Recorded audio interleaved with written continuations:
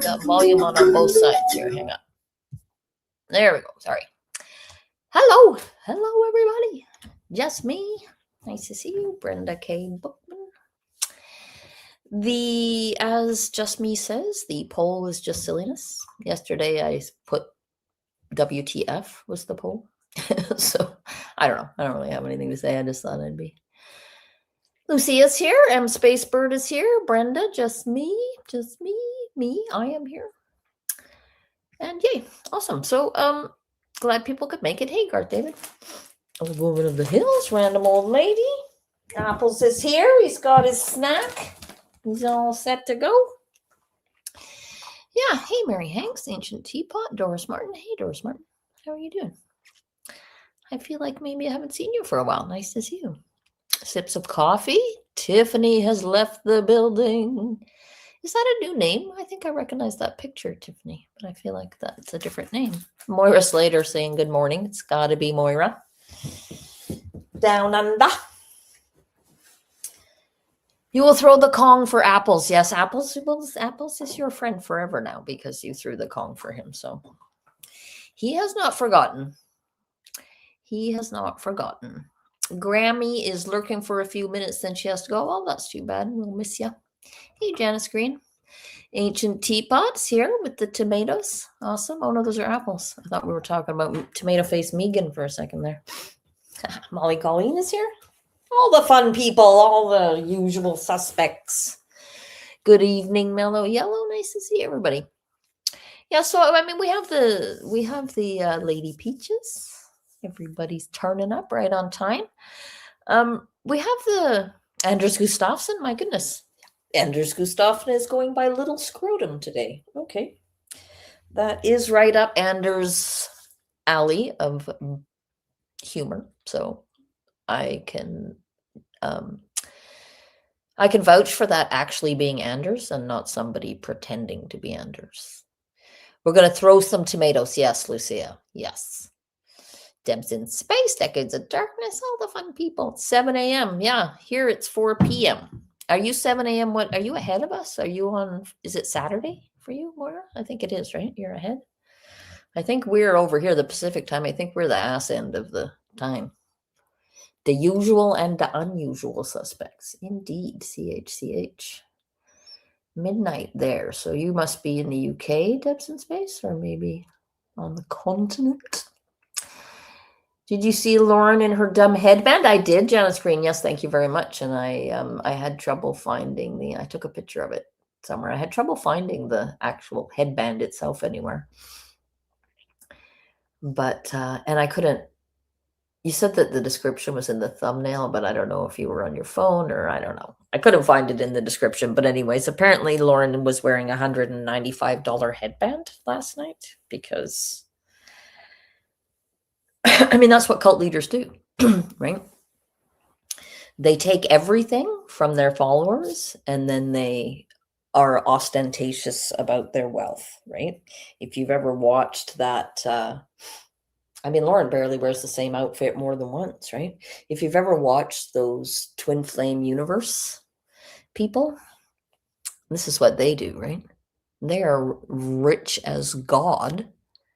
And they flaunt it and in front of everybody, and yeah, just vulgar displays of wealth. But it was a rental. Maybe it was a rental.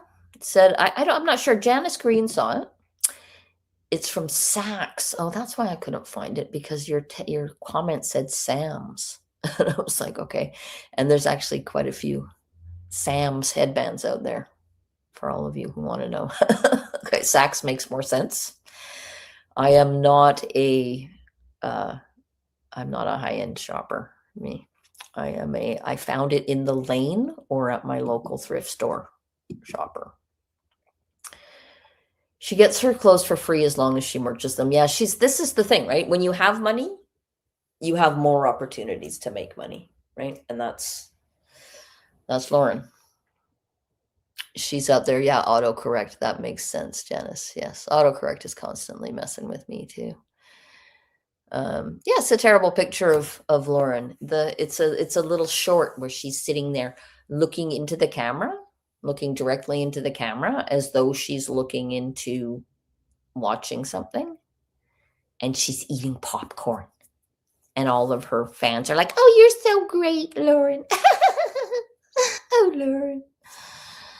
They are butter ugly. I'm going to guess that is autocorrect again, because butter, let's face it, is beautiful. Hey, Lindsay, nice to see you.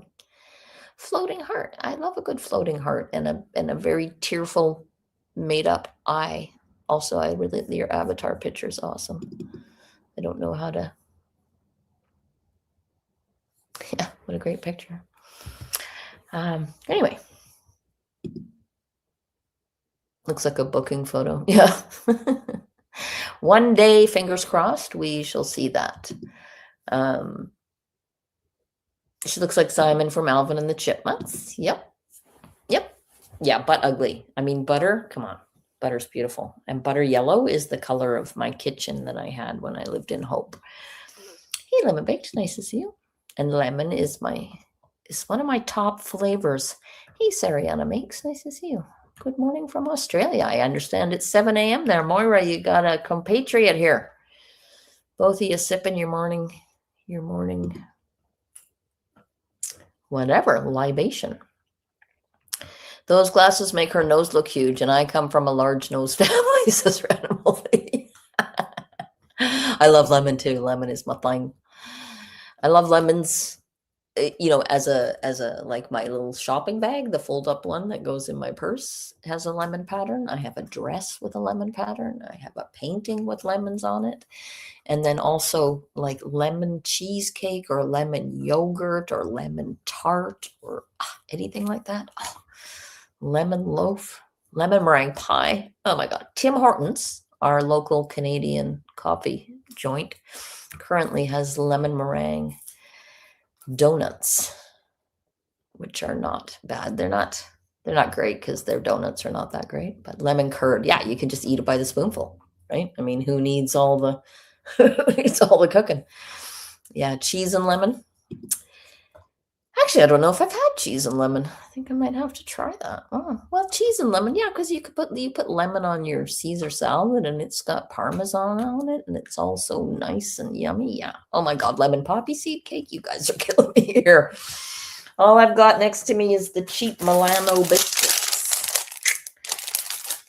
Apples has his chew. Okay, so I am planning to carry on eventually with Lauren, but she's just so god awful boring that I thought we'd just start with some other fun stuff first.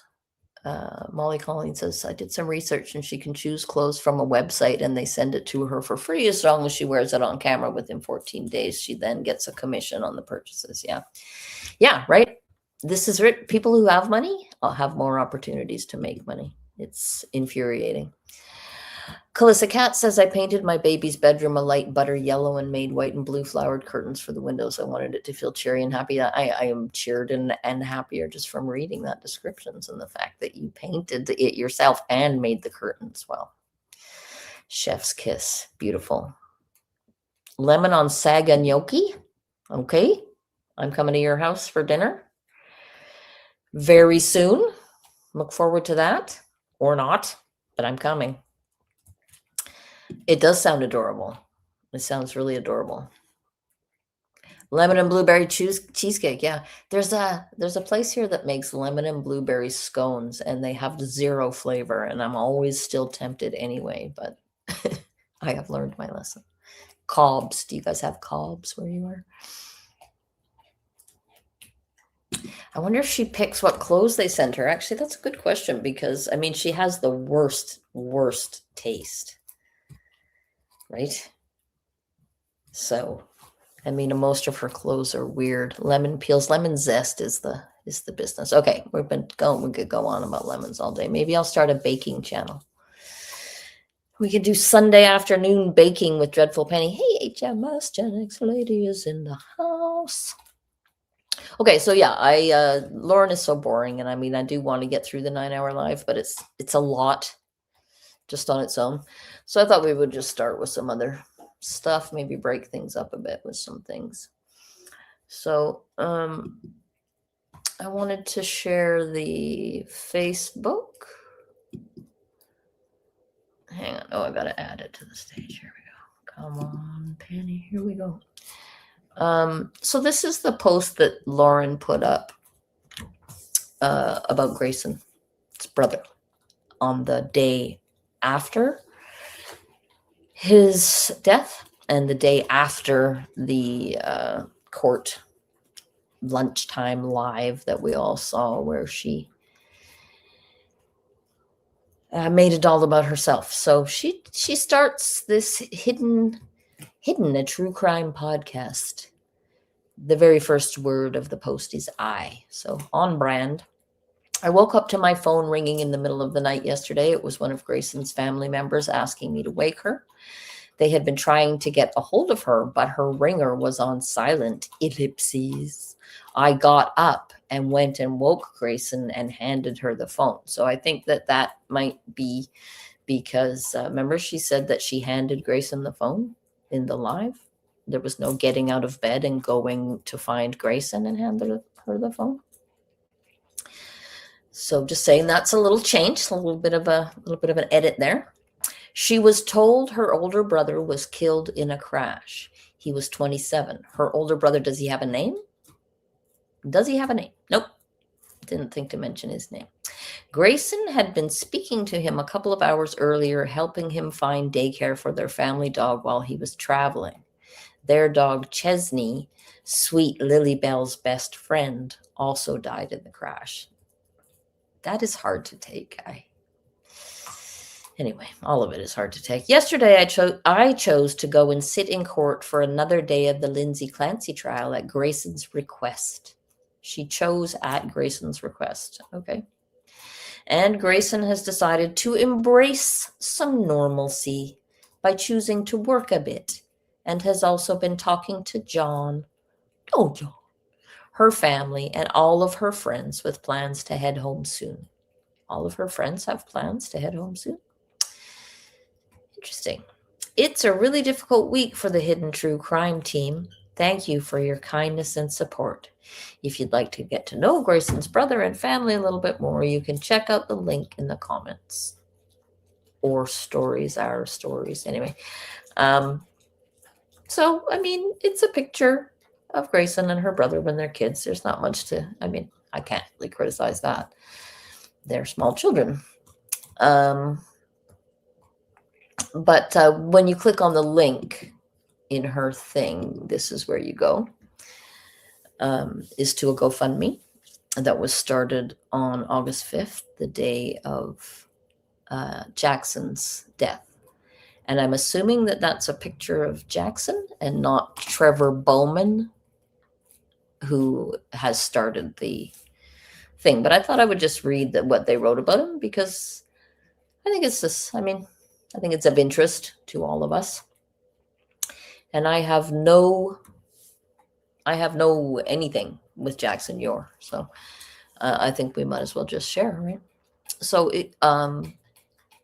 yeah, here we go. Our family is devastated by this unimaginable loss of Jackson Ure. He tragically passed away in a car accident with his sidekick, Chesney, on August 4th, 2026. As we grieve, we are also faced with the unexpected funeral and memorial expenses. We are asking for your support to help us give him the beautiful farewell he deserves and to honor the incredible life he lived. Anyone who knew him knew what a special person he was. He was kind, genuine, and unapologetically himself. He lived life to the fullest.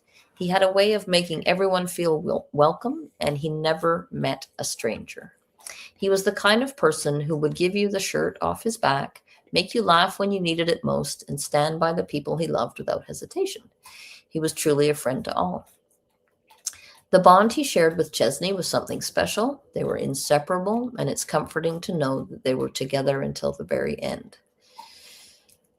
Yeah, it's so sad. Sad. Thank you for your kindness, generosity, and for helping us celebrate the life of a man who was so deeply loved and will be missed beyond words. His memory will live on in everyone fortunate enough to have known him.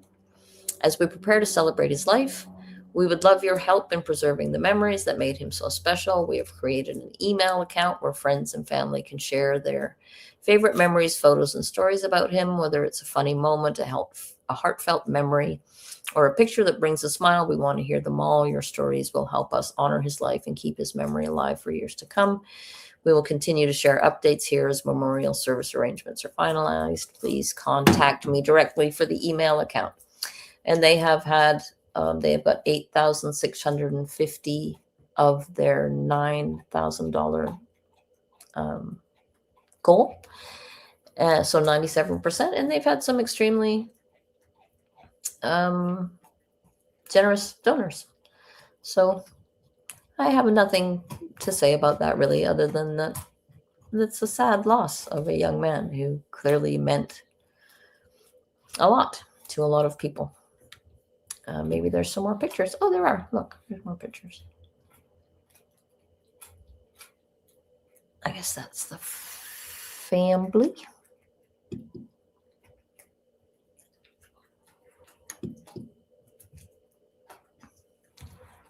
It's funny. I did not have a picture of Jackson Yor in my mind, but if I did, it would not have been this picture.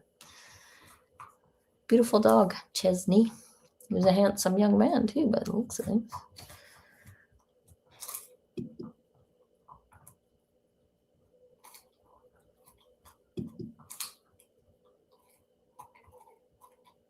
And there it is.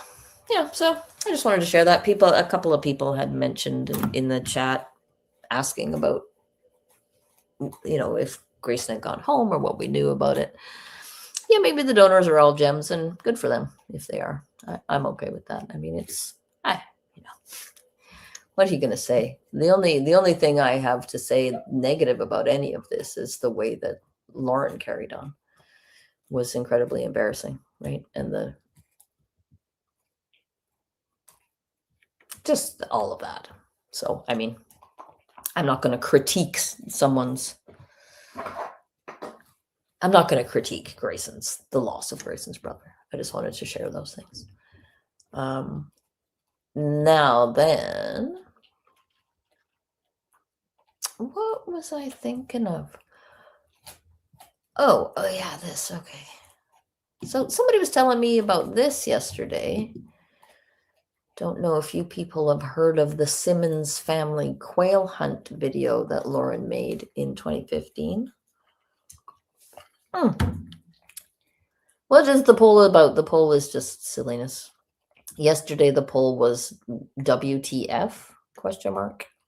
So I just thought, and yesterday the poll was WTF, and most people said yes.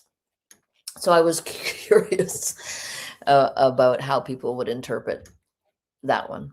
So yes, it's just me being, I don't know. I didn't really have anything to be a poll about. So yeah, so I don't know if people are aware of this quail hunt video. It was CHCH, I think, that was cluing me into it yesterday. So I looked it up, and it's too long. I don't want to watch the whole thing. But I did. I clipped a little bit of it where Lauren's giving a eulogy. But it's this. It's the story of the Simmons family, these are people that are related to Lauren, so they share a matriarch, right? She has the same grandmother with these people. And so in 2015, she put this video together, and the footage was filmed in 2013, 2014.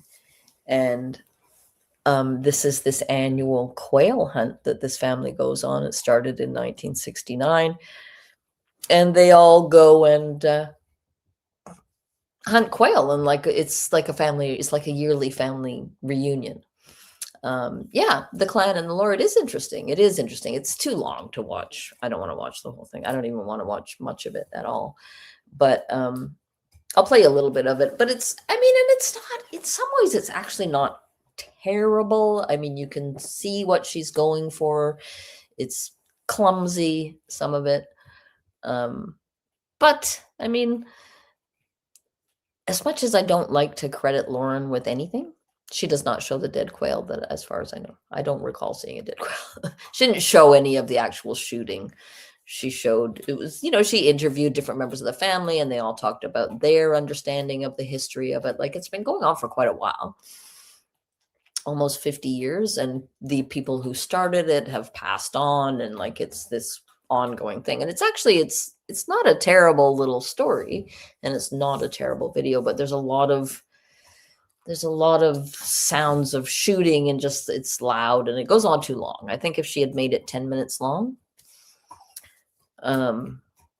it would have been. So he was, I guess the original guy was hired by the state to do some kind of animal control. So that was how it all started.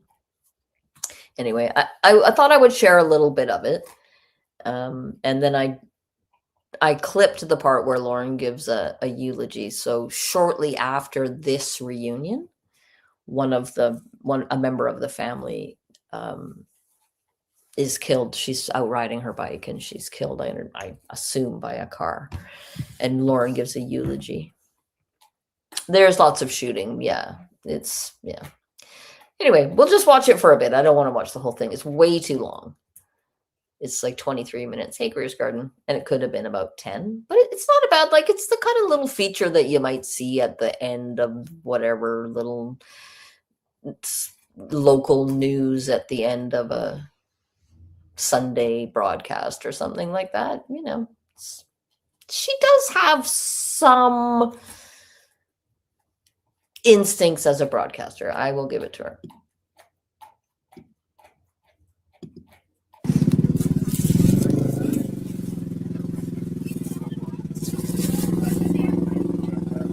He was smart, and he knew this place. And I remember wondering, we were on an ATV. He let me drive, of all things. And he said, I said, well, Dale, I'm going to get lost. He said, no, Shop. You follow the washes. All the washes will end up in this place, and you'll always. This is Ruth Ann, and she's actually, CH says the main person interviewed is Ruth Ann, Lauren's namesake, whom she lived with. This is the one woman who dies, and Lauren does the eulogy for her. Come back. And he knew.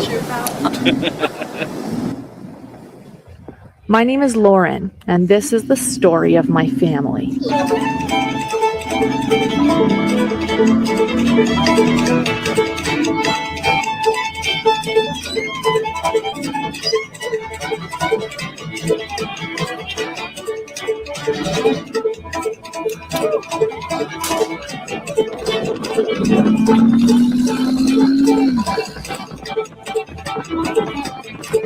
Oh, Mary, walk three legs and train, and let Kathy dream. Keep your hand down and plow on right on.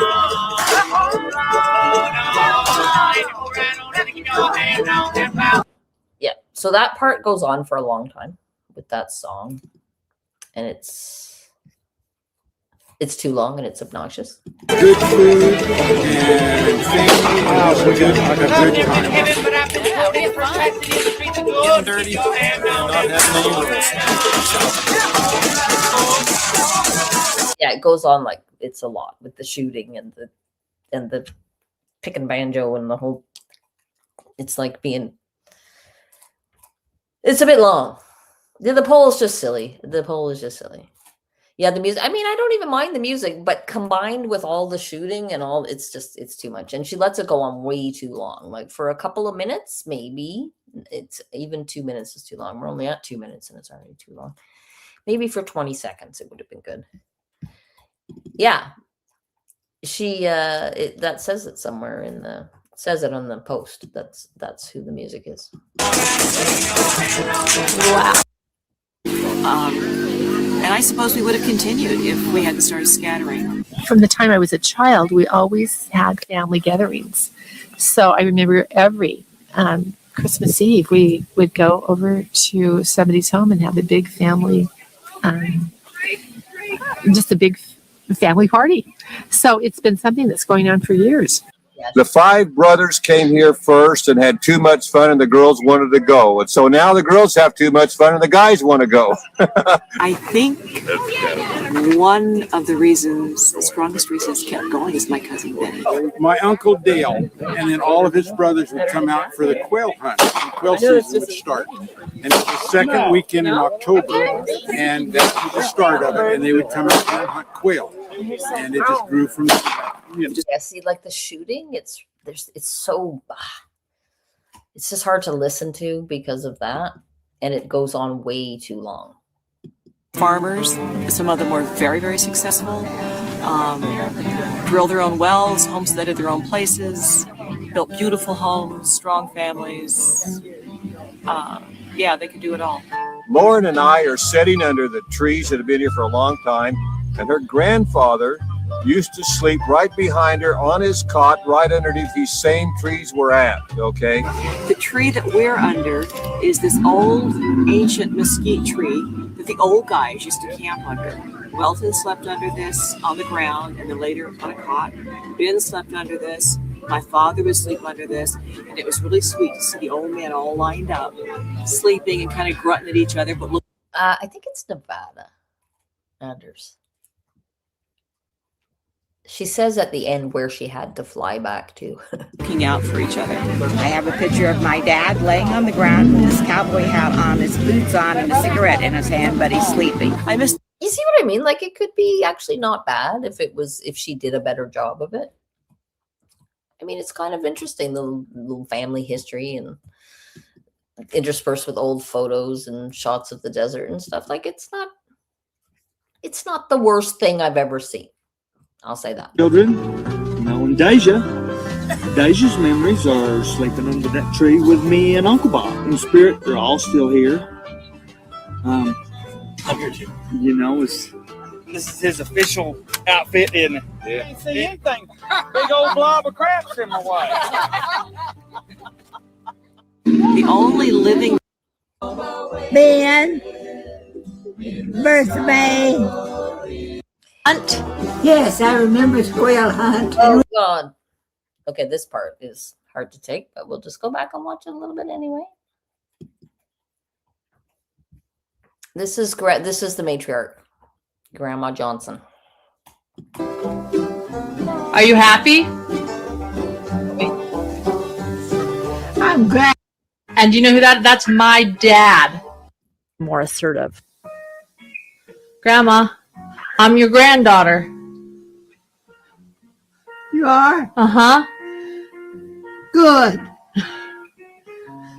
Yeah. Jameis is my son. And you know who that's my dad.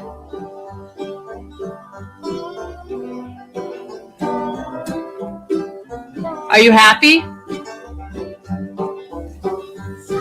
I'm glad. See, there I was just a very little second ago saying, I mean, you got to hand it to her. You know, she does have some, and then she pulls this embarrassing, exploitative bullshit for some reason. Do you remember the quail hunt? Yes, I remember Squirrel Hunt, and we still have the quail hunt every year. Yep. Barbara, Dewey, Homer, Dale, Melba, Ben, Birthday, Welton, Cleo, Bob. How old am I? You're 95. I'll make it to 100. Yep. Okay, I have to not watch it anymore. Yeah. So yeah, I mean it could, like, it's, you know what I'm saying. She's got some, she's, you know, I mean, this was over 10 years ago. Anyway, but then she goes on to do the eulogy and it's all about herself. But I have some is that it? Where is it? Hang on. What did I do? Oh, there it is. Hang on. I just made some. I just took some screenshots from it, so you could see some screenshots. I don't want to. Hey, Krisha says, look, Chad's family also touted the quail hunting thing, and I was already suspicious. They really meant human hunting. It's an actual thing, and I believe Tyler was actually targeted and killed this way. Okay, that's like completely out of left field for me, Krisha. I'm not sure how to respond to that. So that's too big for me to manage in this moment. Yeah. Okay. Sorry about. I don't know what to do with that. Yeah, it is. It's too much for me right in the minute. So I appreciate you sharing, but I don't know how to manage that. Yeah. So there she shows the. That's the Johnson family. I guess I don't know if it's just a tombstone or if it's like the Johnson, where they could have, I don't know if it's called a crypt or whatever, like you can buy a thing in a little building where your whole family can be interred, right? So this is obviously before the grandmother passes. And then there's Lauren. And is she pregnant? She certainly looks pregnant. So yeah, those are just some stills from the thing. Do you guys want to hear the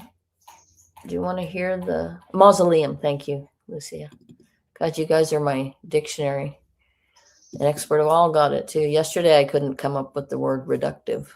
Today it was mausoleum. Thank you. It's her bag. Okay, maybe it is. It's still weird to me that she's dressed all in white to go out to a quail hunt in the desert. I don't know. I mean, I guess white is good too. I don't know. Anyway. Hey, Deaf Wonder. Nice to see you. Do you guys want to hear the what do you call the eulogy?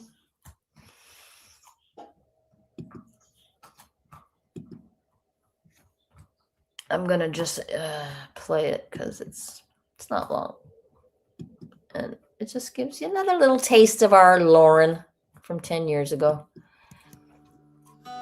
My father, Ruthan's first cousin, described Ruthan as a singular, unique light in this world. He would tell me that she had her mother Ruth, Southern grace, and her father Bob's sense of humor. To me, she was a woman of strength, richness, beauty, and experience. And that experience made her the woman she was. She had seen a lot, she had done a lot, she had been through a lot, learned a lot, and had a wisdom about life that I am so grateful that she worked so hard to bestow upon me.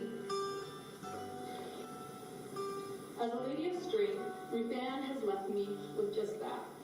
With strength I wouldn't have otherwise. Ruthan taught me the power of family and love. My dad said today as well, and I quote, she loved the Simmons relatives that populated our family, from Granddad Homer to Grandma Bertha. She'd share the stories of the Simmons quail hunt and of her family, her parents, and uncle, siblings, and cousins who started the reunion in the 60s. I then decided to make it a goal to come with my Aunt Ruthan every year to that quail hunt reunion she dearly loved. I actually interviewed Ruthan last year. I have the video. And in that 30-minute interview, this is the point she drove home most.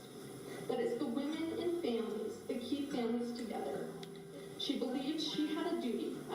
There's a real Johnson look among the ladies, eh? As a Simmons woman, to care for and love every member of her family. Her life showed that passion, and I will try so hard to carry that passion on. Anything else you want to say as of right now? There's another one. Is that Lauren? Right there? I think it is, right? She also mentioned quail hunting in her blog. She should have included subtitles. Yeah, it was hard to hear, but it was mostly about Lauren.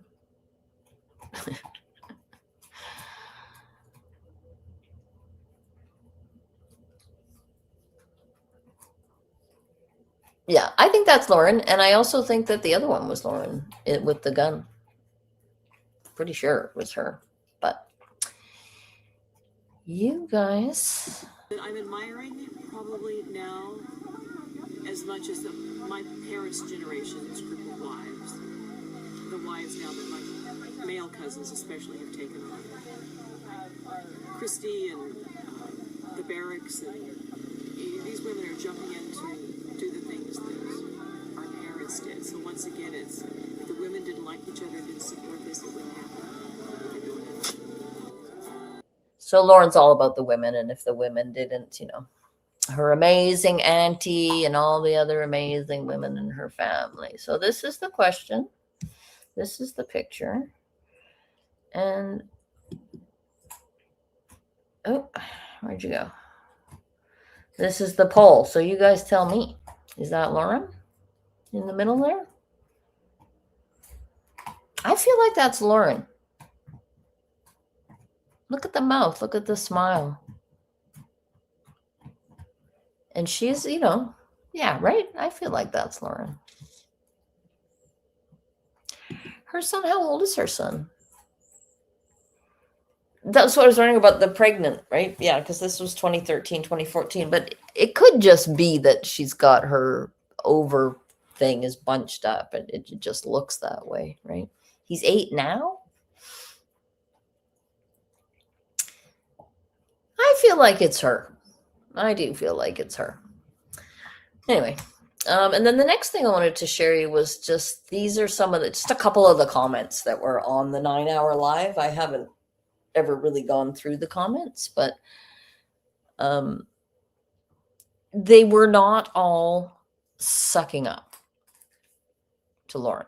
So this Elizabeth Tobin Kurtz says, after 20 hours of review, why do you keep publicizing what you want to keep private? After 9 hours of you saying she is a stalker, I have yet to see a shred of proof. The emails you read, the examples you give are so thin I could strain spaghetti through them. Seems like you're trying to silence someone who doesn't agree with you. Shameful abuse of platform. So Lauren did not respond to that one. And it got 104 likes. And then this one is Lauren responds to. And I think the person is responding to somebody else. And she says, but her channel is literally coverage of courtroom media and scrutinizing everyone's behavior in and out of the courtroom. That's how she makes her living, but doesn't want the same thing done to her. This is the business she's in. That was from Life of Sadie. And then Stephanie, says she's a snowflake. And then Lauren says, civil stalking injunctions are not covered by the media due to the stalking involved and the person trying to privately escape an abuser. Just like child custody battles are not covered by the media, neither are civil stalking injunctions. And so I do think that child custody stuff is covered by the media, certainly in the case of famous people. But as for the civil stalking injunction, as for her claims about that, I have not been able, with my limited research skills, to find that information, right? You just, Google sucks so bad now that it just gives you whatever information it thinks you should have rather than what you're looking for. So to actually find the information about the Provo, Utah, in the Utah County, Utah, do they allow media in the courtroom? I cannot find the answer. So I have contacted the Provo, Utah court, and I have emailed the person who deals with media requests, and I have asked them to please clarify to me any rules they have around media in the courtroom during a civil stalking. No, Google sucks now. Google's the fucking absolute worst. It's just AI bullshit now. It's just this. You can't find anything. If you try to find anything, like if say you wanted to find out something about Lindsay Clancy from a few months ago or a few years ago, like good fucking luck. It just gives you everything from now. And you can't, like, it doesn't matter what you put in. It just brings up the most current information about Lindsay. It's, you know, yeah, Google is, I think the word is inshitified. So Allegria says, hi, Dreadful Penny. So glad you revisit HTC. This sociopath is daily reporting on the Lindsay Clancy trial. Hubby too, giving his collegiate in-depth knowledge. Yes, I agree with that. Snarky laugh. Hey, Andy Copsa, nice to see you. So delighted to see you in court the other day. You an internet troll, you. So your appearance, Andy, kudos to Andy. Andy's appearance in Trisha's court hearing the other day knocked Trisha so much off what little game she has that she interrupted a conversation between the judge and Andy to blurt out that Andy is an internet troll. So I get the feeling that that judge had no time for Trisha, but had no option but to carry on the hearing, much in the same way that the judge at Lauren's civil stalking injunction evidentiary hearing had no time for Lauren, but was prepared to carry on with the hearing and see both sides of the evidence, because that's the job of the courts. So, yeah. Anyway, so I'm waiting to hear back from the actual courthouse whether or not they would have allowed Law and Crime in the courtroom or not, and whether or not Lauren's statement here is a total lie. Also, I just wanted to comment on the fact that Lauren saying civil stalking injunctions are not covered by the media due to the stalking involved in the person trying to privately escape an abuser. And just like custody battles are not covered by the media, neither are civil stalking injunctions. Then why did she have to cancel her civil stalking injunction? Because if Law and Crime wasn't going to be allowed in the room because the media isn't allowed to cover these things, then why did she have to cancel the hearing? Right? Yeah, so have I. And I have tried multiple times. Kresha says I've been wanting to fact check her on that. I've tried multiple times to Google this information with various different, like trying to figure out what is the question I'm even asking. Does it have to be specific to a state? Is it the United States? If I just Google it, it comes up with all the information for British Columbia. And I can't find anything. And everywhere that I go, like I go to their court page and their information page and all the information about civil stalking injunctions, and it doesn't mention anything anywhere about, it tells you how the court proceedings will go. All the rest of it doesn't mention any of that. So I'm hoping they will write back to me. I'm trying to figure out Kelly Kell. Lauren's claim here is that in this comment here is that civil stalking injunctions are not covered by the media due to the stalking involved. And I have not been able to get an actual receipt that says one way or another whether Lauren is telling porkies because it suits her narrative. And also, we're just commenting on the fact that if they are not covered by the media, then what is she so worried about the media for? Surely the judge would have denied the media access. No, it wasn't to protect her son either, Kresha, who has said be right back and probably can't hear me. Anyway, but yeah, so I wanted to share those. And then I think, did I have some other thing I wanted to share? No, that was it. Just the pictures of, in case you missed him, Kelly Kell. This is our Lauren at the Simmons family quail hunt back in 2014.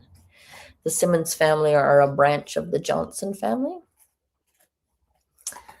Oh, see? Kresha's got the mad research skills. Answer, yes. Networks like Law and Crime and Court TV regularly covering stalking cases directly from inside courtroom, and their coverage includes live trial feeds, bond hearings, arraignments. Yeah, I mean... And full gavel-to-gavel proceedings when cameras are permitted by the judge. There you go. I don't think that's true, especially because the person stalking her will be in the room most likely, so there's not much danger.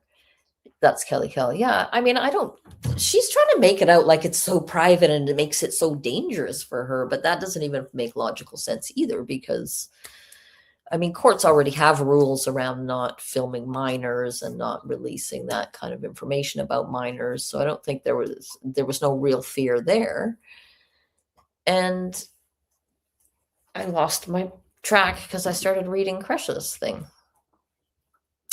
Notable examples include gavel-to-gavel coverage of cases like the stalker in the attic trial, New Hampshire versus Mauricio Guerrero. Oh yeah, and what I was going to say is, wouldn't it be more safe if the word is out that this is a bad guy and he's after you? I mean, that just doesn't make sense. None of her shit makes sense.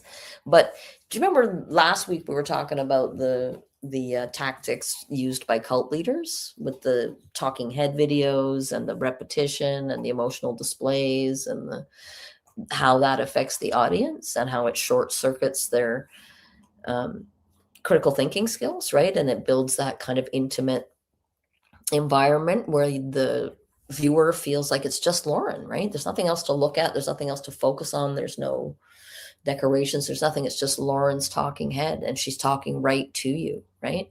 And that feeling of, and then she cries and you feel guilty. Oh no, I want to help her stop crying. What am I going to do? I'm going to send her some money. I'm going to say, oh, Lauren, you're so brave, right? I'm going to do something, right? So she can tell lies like this that don't even make logical sense because she's using these other tactics that are short-circuiting the critical thinking skills of her viewers, who are already devoted fans, right? So she's talking, she's addressing people, she's preaching to the converted, right? And she's using manipulative cult leader tactics to get them on side. Funny how she went from that much alleged fear and then told everyone they had moved on after the backlash over the 9-hour live. Miraculous. Yeah, it's like Megan saying, why don't you guys just go start a TikTok channel all about how much you hate me? It's like, are you fucking, what? Didn't you just spend multiple hours, like somewhere in the neighborhood of 12 hours, telling us all how Christina's a stalker because she did that? Like, what do you even... These people, right? They just say whatever fucking suits them in the minute, and they think it makes them sound smart or on top of it, or, you know, cutting you down with your, like, it's just bullshit. They're just, but it works. Clearly it works. They have still plenty of people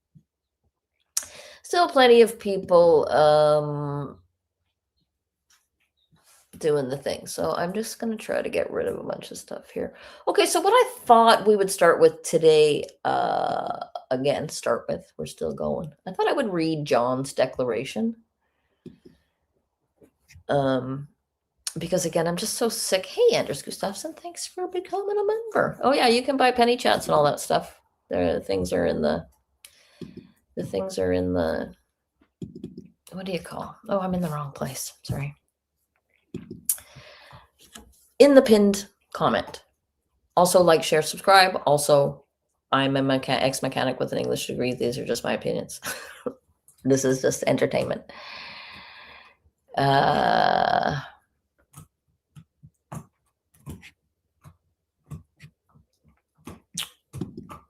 Funny how she went from that much alleged fear and then told me, yeah, there, we're sorry. I'm losing track of things here.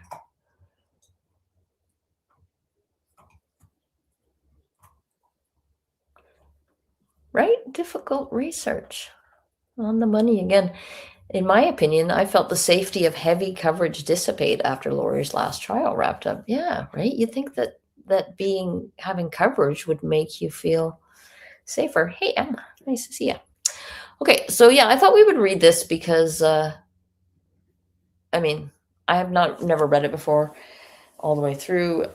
Lauren is boring, and we're going to have to put up with that in a bit. And also, I want to read this, and then I want to just read a little bit from Mr. Bright Breakfast about the no-Joes thing going on.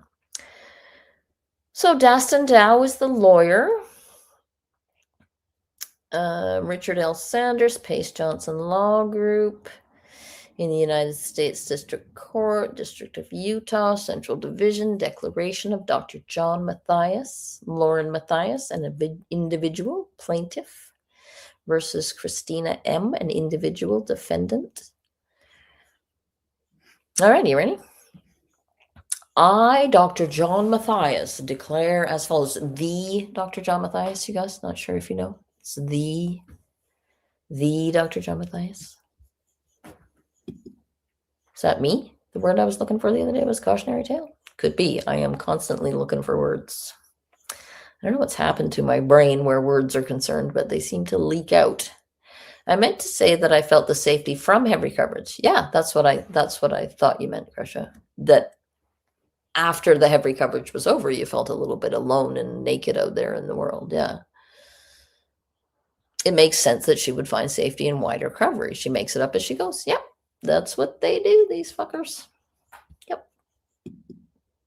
And like I said, she already has this captive audience who have completely shut off their own brains, right? So she can say whatever she wants. So I am the husband of the Lauren Matthias. Not sure if you know, she's an investigative journalist. I am a clinical and forensic psychologist licensed in both Utah and Nevada. I received an undergraduate degree in philosophy from Princeton University, a master's degree in marriage, family, and child counseling from the University of Southern California, and a doctorate in counseling psychology from the University of Southern California. So how does that make you a forensic psychologist? How? I am currently a partner with Lauren in Hidden Productions, where we co-host the Hidden True Crime podcast and YouTube channel. I also supervise doctoral students at the University of Nevada, Las Vegas, and have done so since 2007. All of these things are up for debate as far as I know. I have evaluated over 500 criminals for the risk of recidivism and mental health problems, psychopathology, look it up, related to criminality. We heard all about his criminality knowledge yesterday. I have been certified by the Utah Department of Corrections and the Utah Network on Juveniles Obtaining Safety, NOJOS, to conduct forensic evaluations with both adult and juvenile sexual offenders. I have been approved by the state of Nevada Parole and Probation to perform forensic. So what? Who fucking cares? What has this got to do with your statement about what's been happening? Anything at all? What the fuck is this? Is this normal? Somebody tell me, is this normal to go on and on and on and on and on and on about your credentials when you're writing an affidavit about somebody else being, harassed? Somebody tell me if this is normal. Seems crazy. I have received federal and state expert service contracts to perform forensic work and to conduct forensic evaluations. I have also led and conducted hundreds of therapy groups with hundreds of convicted felons since 1996, in addition to working with hundreds of child and adult victims of trauma and abuse. Good Lord. So is this normal? Somebody tell me. Right? Wait, why? This doesn't matter. Ugh. Since April 2025, I have personally observed the ongoing harassment and stalking directed at my wife, Lauren. Both as her spouse and as a licensed psychologist. Again, right? These are these bullshit tricks to make you shut down your critical thinking skills. You go, oh, this guy's got all the answers. I'll just listen to what he says. Look at all these good credentials, long as my arm. I mean, he must know. We'll just listen to him, right? It's not normal. No, is that no? Thank you, Kelly Kell. It's ridiculous. I have witnessed the profound toll this harassment has taken on her mental health. She has suffered from heightened anxiety and depression, hopelessness and despair, and repeated panic attacks. She has internalized many of the cruel and false narratives directed at her, bullshit, which has eroded her self-esteem, bullshit, and she has exhibited trauma symptoms, bullshit, including hypervigilance, excessive anxiety, and intrusive and unwanted thoughts, bullshit. I have watched her withdraw socially and struggle to concentrate with a significant decline in her work focus and productivity. Yeah, but the withdrawing socially is because everybody found out what a piece of shit she is. I mean, why would you withdraw socially? It seems like you would ramp up your socializing to keep people around you so that you would always have people around you. No? To me, I mean, I know not everybody's the same, but I call bullshit on all of it. A significant decline in her work focus and productivity, and yet she put out over 100 videos in that time, right? Christina said that. And then they all jumped down Christina's throat, going, well, we have to go to work, you know.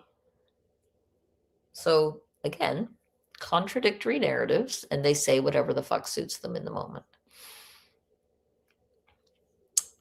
She has also experienced ongoing insomnia, reduced appetite, and weight loss. Oh, too bad that didn't work for you, eh, John? Feelings of inadequacy, fear, irritability, frequent migraine headaches, and persistent stress-related gastrointestinal problems. Oh, Lauren was stinking up to bedroom at night. On more than one occasion, she has expressed thoughts of self-harm, overwhelmed by the relentless nature of the malicious and false attacks directed towards her. False attacks? The attacks are false? The day I will never forget is July 7th, 2025. Is that the day you got run over by a semi? At approximately 5 o'clock in the morning, but I thought you said you would never forget. I feel like you would remember the exact time. I woke up to Lauren rocking in our bed in visible distress. She was also wearing pearls and distress. Maybe that's what we'll call the documentary. I do like the name. I do like the title Christina, but Pearls and Distress is actually pretty good too. We need a poll. Okay. We need a poll. Sorry, you guys.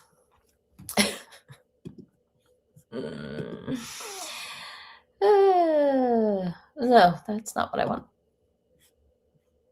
Sorry. Every time I try to start a poll, it gives me the Q&A thing. Documentary title.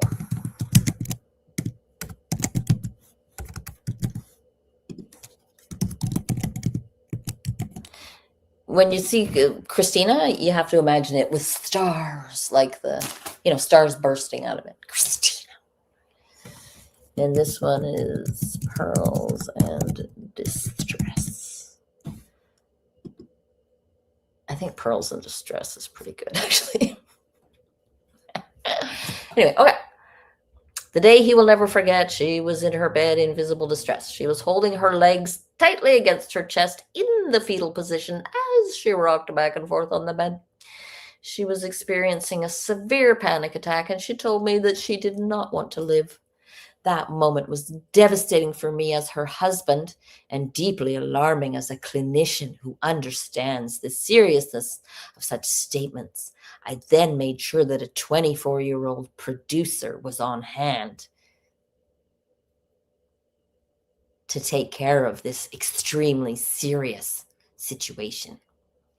Never once in the 10 years that I have known Lauren has she ever expressed or considered such thoughts of self-harm. I was devastated, you said that already, and concerned by this extreme change in her behavior. Oh my God, everything is to the nth degree with these fucking idiots. Our 8-year-old son, right, so he's 9. Thank you. Our 8-year-old son has also been greatly affected by these events. He has developed an unusual sense of responsibility to protect his mother, telling her that she must promise to run to save her life if he tells her to and not to ask questions. He lives with the constant fear that harm will come to her, and his sense of safety has been diminished. He mirrors his mother's anxiety and distress, and he has attempted to comfort and protect her, taking on responsibilities. Wow, taking on responsibilities no young child should bear. Seems that he's aware that no young child should have to bear these responsibilities, and yet he is not mentioning the fact that the child shouldn't even fucking know about this. Why are you even talking about the child? Right? They say whatever the fuck suits him. It suits him to say, oh, think of the child. Can't you think of the child? Puffy sleeves and lip gloss, is that the new other title now? Yeah, got to go through a lot of iterations, I bet. He should have driven her to the psychiatric hospital, as is his professional duty, says Mary O'Neill. Yeah, isn't he what are they called? They have to disclose with the words again, me and the loss of words, but you know what I mean. This parental role reversal. Oh, wait a minute. Oh, God. He's taking on responsibilities the young child should have to bear. His fear of strangers and imagined catastrophes has increased dramatically to the point of often refusing to leave the home. Are you sure he didn't just read your bio, John? Come on. He has withdrawn socially from friends, struggled to fall asleep at his normal bedtime, and significantly reduced his appetite since the stalking began. Did he get into your Ozempic? Are you being irresponsible with the Ozempic, John? This parental role reversal, empathic trauma, and emotional harm are all symptoms of what happens to children who become secondary victims when a parent is subjected to ongoing stalking and harassment. This is testifying about something he wasn't asked about, right? In my opinion. Thank you, Kelly Cal. This is so effed up. Like, what the fuck has this got to do with your declaration? Is he teaching a class now on childhood trauma? Like, what the fuck? The impact has extended to me as well. I have experienced heightened anxiety, depression, feelings of helplessness, insomnia, and elevated blood pressure as a result of this prolonged harassment and stalking of my wife and family. Nobody is stalking either your wife or your family, John. As a clinical... I don't know if I mentioned that I'm a clinical and forensic scientist 8 times already, but just in case. My professional work has included evaluating individuals for the risk of recidivism, reoffense, and patterns of antisocial and harmful behavior. You already said that. In my expert opinion, oh, it's his expert opinion. Nobody's asking for your opinion, John. Aren't they asking for your evidence of what you've seen? Are you a fucking witness or are you an expert? Are you... What role is he playing here? Anyone? The man never met a boundary he couldn't cross. I'll tell you that for free. In my expert opinion, when an individual repeatedly violates a stalking injunction, it demonstrates not only a lack of respect for the authority of the court and the rule of law, but also clear antisocial traits that significantly increase the risk of harmful behavior in the future. For this reason, I am especially concerned for the safety of my wife, my family, and myself. These restraining order violations, combined with the escalating psychological harm we have endured, have led me to respectfully request that the court not only uphold but strengthen the stalking injunction in this matter with the recommendation of a referral for criminal charges. There is no indication based upon past and current behaviors that the stalking and harassment will cease with or without the stalking injunction. Criminal charges. He wanted these people in jail to protect his fucking lives. I declare under penalty of perjury under the laws of the state of Utah that the foregoing is true and correct. I hope that these two get done for perjury. I doubt that they will because nobody ever seems to follow these fucking things up, but what a douchebag. Hey, Rumble. Nice to see you. Sneaky Suspicion. Glad you could make it. HMS Genix Lady, Mary O'Neill, the Bethy Boop. Hey, the Bethy Boop. It's unreal. And what a nightmare to be John and Lauren's child at this moment. I'm so grateful. My father had few words. Yeah. Yeah, right? Ugh. Carolina Hurtado, I'm hoping and waiting for John Matthias to be exposed. Me too. A dropper of credentials, yeah. Yeah, he can't even tell if it was a real panic attack. Yeah, that's exactly perfect, right? Because she could just fake that, and he would be like, I mean, my guess is it never even happened, right? And if any of it happened, it had to do literally with Lauren decompensating because she'd been found out. That is it. That is all. That is everything. Yeah, she used my voice that I put on the internet. Yes, very upsetting. Okay, so I can't entirely remember where we were in this mess. It's partway through Christina being treating the cop like an equal, which Lauren and everybody else on Lauren's side have characterized as her taunting the cop. Yeah. Anyway. Usually someone testifying in court goes through a process to be qualified to be an expert. John just qualifies himself. Yeah. Yeah, exactly. I mean, that's it. Like, what is your role here? And just assuming that it's that same thing he did with the Officer Bovey, right? Putting himself like Jody Hildebrandt, in the words of Jody Hildebrandt. I'm usually on that side of the table. I'm on that side of the table, right? Same with Bovey. You and me, man, we're on the same team. We were to say hi to the guys down at Metro, right? Here he is with the judge. This is a court. I mean, it may be a civil court, but certainly the judge knows what goes on, right? And he knows about forensic psychologists and recidivism and all that. Here's John. We're on the same team, you and me, Judge. We speak the same language. Scumbags, the lot. So we're partway through that. I don't know where we left off. I just got bored and stopped. So we're about 3.5 hours in, and we'll see how far we get. I can't take much of Lauren at a time, so we'll see how we do. Yes. I have, yeah, I mean, ask me, but I don't know. You just don't worry about it. No, I mean, so, long story short, you're being served with a protective order. Okay. So you're not allowed to. Oh, right. Sorry, you probably all know this, but this is actually the crime con where she initially makes contact with the police. Come within 500 feet of the respondent, you're not allowed to go to the convention. You can stay at the hotel, but you cannot go to the convention or 500 feet. Question. I've had these tickets booked since last June. If you violate it, the judge's order, we will arrest you and you have to go to jail. We don't have a choice about that. No, that's fine. I'm just asking questions. I know you're doing your job. 100%. I'm not crying because, it's just a lot. I play a freak. Yeah, you can hear the pain and upset in Christina's voice. And look at Lauren's face. Look at how fucking serious she is, right? She absolutely loves this crap. Just because we have to give, the physical copy to you, that way you have for your records, and then we have to give one to our record department as well.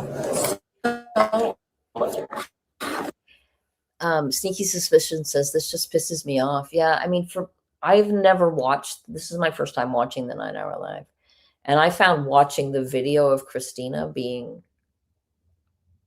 having this all go on with the cops was bad enough. But watching it while Lauren watches her with that fucking expression on her face that she's been so hard done by is really, it's getting my dander up just now, folks. So I'm going to try to stay calm. Can I fight this here? No. This is going to be a Utah-based. Yeah, so my question is,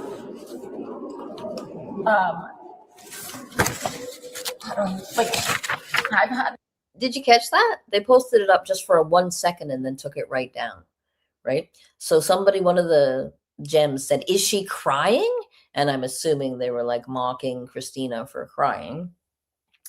But maybe Lauren thought, oh no, then maybe that's somebody going to feel sorry for Christina. So we got to take it down real fast, right? These tickets since last June. She knew that. She never did. I ended my friendship with her in April. It's the last time I ever spoke to her. Initially, she's messaged me. I have police reports of her harassing me. I'm going to literally be fighting this. That's not the issue. The issue is like I've had these since last June when I ended my friendship. She didn't have tickets here at all. She knew I was coming here. With that said, why am I getting punished when I've had these tickets? I'm sure they can look it up. For much, you know what I mean? I'm sure they can look it up. But this is. And so I don't know if that's something you can take up with them as far as maybe a reimbursement or how. See, this is I really think these cops were, I have to hand it to them, right? They handled this with grace. They gave her grace, right? John is freaking out. She should have been arrested. Ed fucking, what's his name? Doo-doo Ron's pal? Ed Wallace is not, no. Ed, Ed, Detective First Class Ed, was all for throwing Christina in the clink and throwing away the keys after this, which is so clearly, it's so clear, right? Even the cops are they're listening to her. They're well, maybe you can do this. They're answering her questions. She's obviously not being oppositional or out of control. She's trying to explain her side. It's just so the way that they characterize it as she should have been thrown in jail and throw away the keys for this. These cops did not a terrible job in this, and most of the cops did not a great job that we've seen. So, just saying. However, you guys are trying to deal with that, but that's going to be civil on that side, right? So we're just delivering the conviction order, okay? Yeah, I'm just asking, do you think, what can I do? I'm here with my friends. Sorry. Like I said, they're not kicking you out of the whole hotel. No, you're getting it. That's a ConCon, right? So you can stay at the hotel. I know, but just as long as you stay away from. I have my friends who are about to go on stage and present, and I probably can't see that either. I'm sorry. That's no, I know. Wait, so situation that we're in. I know it's. And this looks like, after reading it, it's a no contact order. Oh, I've never contacted her. So, but there's other people listed in it that you are not allowed to contact. I never saw other people. It's in the, wouldn't on have the even second talked page. to anybody that she knows never. Okay. But my point is, I've done nothing wrong. I have her history of her pulling this stuff before with other. Even the fact that she's looking over and conferring with Grayson makes me. It's all of this has my dander up so much. It didn't occur to me, I've seen this video multiple times and it's upsetting, but watching Lauren parade Christina in front of her gems like this is really pissing me off so much. Most of throughout this, I have found a lot of it extremely boring, but this is really making me mad. It's disgusting. Police So report. when you go to court for this, because you're gonna have a court date. No, it sucks. This is I understand, and I understand the frustration with it, but what the judge signs off on. How did you get a signature on something that's not even? My partner and I can't deviate off this. So if anything's violated in this, from what the judge says, we have a legal obligation. We have to enforce it. Do, and I'm not asking you not to. So we'd hate for something like this to happen where you get arrested over this. I would hire an attorney and have your attorney go through it and go to. No, but how was this even approved? Because these, I have done literally. It's an application process. It's an application that's done through the judge. Seriously, I feel like I have to move ahead from it. I can't stand this. We've all seen this video. I don't need to watch Lauren fucking lording it over Christina with this shit. Sorry. I was planning to watch the whole thing, but it's wrecking me a bit. And I'm not here for that. Thank you. It's very triggering. I didn't expect that. Honestly, I didn't expect that. I feel like I should have expected it, but I didn't. Look at that fucking face, eh? It's...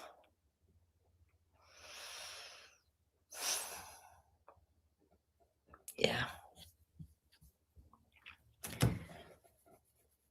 I don't know how to make this documentary happen, but I want this splashed all over Netflix for the whole country and half of the world to see.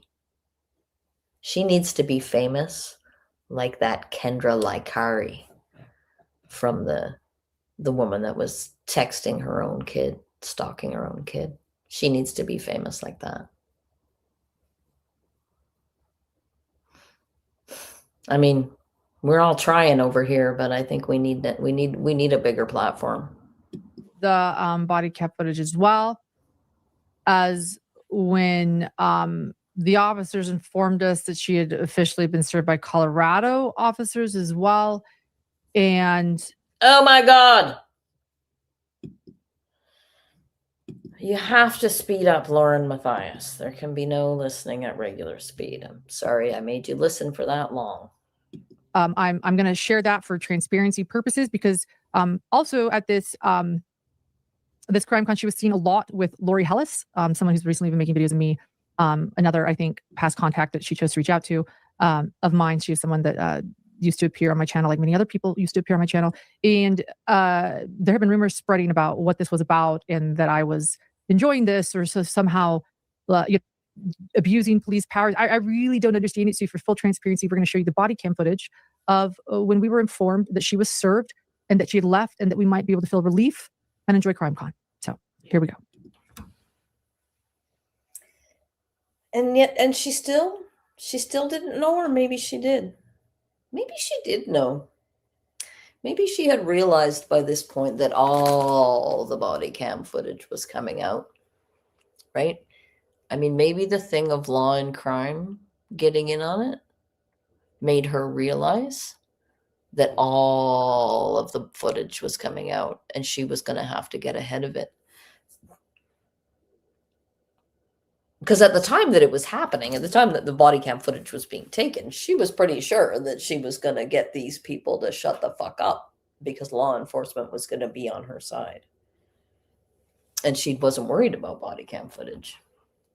So this is all the very selective playing of body cam footage here, right? I don't believe that he does. So good. Are you a miss? Somebody's asking, does Colby still support her? So on the interview that he did with Summer the other day, it's actually not really an interview. It's more a conversation. They said, without saying names, that there were people who were terrible, extremely problematic and extremely exploitative. And they didn't mention any names. But I feel like anybody who knows anything about this situation read that as he was talking about Lauren. They were talking about Lauren and Megan in large part. It's Lauren. So, did you get a copy of this yet? Yeah, we provided them to you guys. Okay, Yeah. did you already have a copy? I'm looking around because I'm nervous. Hi, sorry, there was somebody walking by that is friends with her, so I just wanted to look out for a second. My partner and I, we explained everything to her, what she can and can't do, where she can be and can't be. And we thoroughly explained that if she does violate it, she will be arrested. So, and she understands. Yeah, we gave her, it's official, we served her. Okay, fucking this is even triggering me. Ooh. For a copy. I already had the NCIC hit. We just got to call our records and say that we served her a copy. And then I'll get you a business card. We just got to write a quick little report that we served it, and then look at Grayson's little face. She's got that little fucking yes, master, yes, master, yes, fucking thing going on, eh? Beavis and Butthead, these two fuckers. I hate them so much. Sorry. We can have it for your records as well. Thank you, officers or detectives. Sorry, I don't know. No, officers. Okay. Thank you. I'm not that cool. I'm a Bovon. Bovon? Yes, ma'am. Raymer? Mm-hmm. Thank you, guys. You're welcome. We appreciate it. Let's see what her stupid gem who's just given $50, right? Lauren's so upset she needs an extra $50. How's she going to pay for her headbands if you don't give her $50? She's obviously not aware that many, if not most, stalkers, when approached by law enforcement, follow the same script. It's a misunderstanding. They're a victim. There's a sob story. Ellie hears this sort of spiel regularly. She's acting like a textbook stalker. right? It's the wisdom of the gems who are incapable of seeing what is right in front of their fucking face. They are digging deep to go, we believe you, Lauren. You can say whatever you want and we will fall for your lies. I am like, I mean, there were multiple people in the comments that were like, what the fuck? And I'm sure there were more originally. She must have got tired of deleting them. Look at her face. Look at her stupid self-important face in both of them. Both stupid self-important faces. God. Sorry, that's my intelligent commentary. You're welcome. I was telling about it yesterday. This is the first people I've listened to us. Well, we got information emailed to us the other day, so we kind of already had a heads up of what was going on. So, but with these, they're not official until you put a copy in somebody's hand. Right, and that's happened now. So now she has a copy of it. I left it with her. So, thank you. And real fast, do you mind if I just get your? Do you have like an ID? If I could take a picture real fast, like I said, just so I can put it in the report. Right, just the quote that came up was, "It's crazy that this is happening at CrimeCon." Like, yeah, no shit. It's crazy that Lauren is weaponizing law enforcement at CrimeCon. It's just crazy. The whole thing is crazy. It continues to be crazy. And we all, and it seems like it's a no contact order, so there's not allowed phone, internet, any of that stuff. No, you're fine. We appreciate it. I have this and a driver's license. Do you have a preference? Whatever's easier. Probably the driver's license. Yeah, perfect. Thank you. Okay. Oh, and there's Lieutenant. Perfect. And then real fast, if I can just get your phone number. Or the phone number I called works. The phone number, pardon? The phone number I just called, does that one work for you? That one works. That's my producer, Grayson Yore, who's on there. I'm the, what do you call it? Troublemaker Baker's there to make sure that everybody knows they can give more money. Come on, guys. Keep giving more money. Come on, you guys. Oh, Troublemaker Baker, you're such a support. What a lovely, lovely person. Oh, so lovely. The person that his name is official. So they have your phone number. Do you want to give them mine too? Probably Lauren Matthias. Okay. And it's. Let's put it on the table for someone to see it, but I don't want to. It'll do more. It'll do more work. Yeah. Okay, perfect. Yep, like I said, we're just gonna write up a quick little report that we served to her, and then give you guys your copy that you gave us back. Okay. And then she is aware that it's no phone contact, like you said. So if there's any messages that are sent, emails, anything like that, that's a violation of it. Yeah, she's been putting threats on social media, but I think that it's on there. She's not allowed to do any of that. She knows no TikTok. She knows everything. She was given a copy. Yeah. It's a no contact order, so read over it. Whatever the judge puts in here, we can't deviate from it. We'll be arrested if we violate this. Okay. Thank you guys. Thank you. Thank you. No problem. You guys have a good time. Thank you. Enjoy the rest of the weekend. Take care. So there you go. Just want to point out, I was looking down. I was nervous. There was another angle. By the way, Grace and I were just talking there back and forth. Yeah, that's super, super maddening. That's the first time I've actually seen that footage. So not as maddening as watching Christina, though, get these guys. Fucking, yeah, my rage meter is going to break. Yeah, it's amazing, eh? Even after all this time, it is still so enraging. And it's because they haven't faced their consequences. It's because they're still fucking going. It's because she's still out there interviewing the lawyers for all these, vulnerable people. That's the first time I saw that one. Yeah, I've never watched the 9 Hour Live. I watched literally less than 2 minutes of it. I saw bits of it through, I had Turtle Boy on, stuff like that, but I never watched it straight through. I wanted to play the other angle. Grayson doesn't because it's a repeat, but I think it shows how fearful Grayson was. That was more the angle you could see me. We received 5 body cam in total of a few things. And so those were 2 of them. I want to say thank you. It didn't occur to her to get the other body cams, eh? The ones where she was cooking it all up. Or she did get it, but she just didn't share it. To Brandy, who's here. That is Michael Vaughn, or Monkey's mother. Monkey Vaughn is still missing. Her little boy was kidnapped. Oh, Lord, crying about that. I'm so sorry. Oh, my God. Is she crying? Is she crying? No, she's not. She's performatively acting sad so that people will still continue to think that even though she is going through so much herself, she still has time to reach out and touch the gems and the victims of terrible crimes. Is there anything she can't do? Sorry, and I hope you're feeling better, Brandy. I know you've been going through so much, and we hope that you'll be able to see justice. So awful. Please, everyone, know that Monkey is still missing. After leaving CrimeCon, she's mad about the respondent.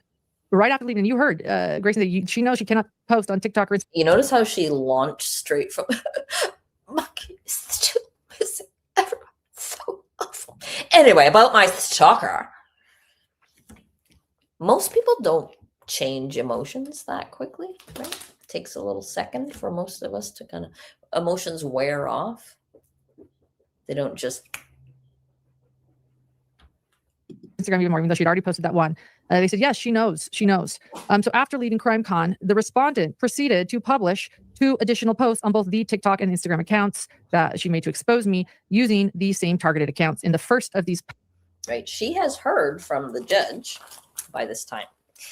Does she play? I don't believe she does she? I can't believe she would, because if she played the court audio, I mean, Megan played it on her channel and tried to pretend that the judge didn't say what the judge said. But did Lauren have the call to play the judge's audio?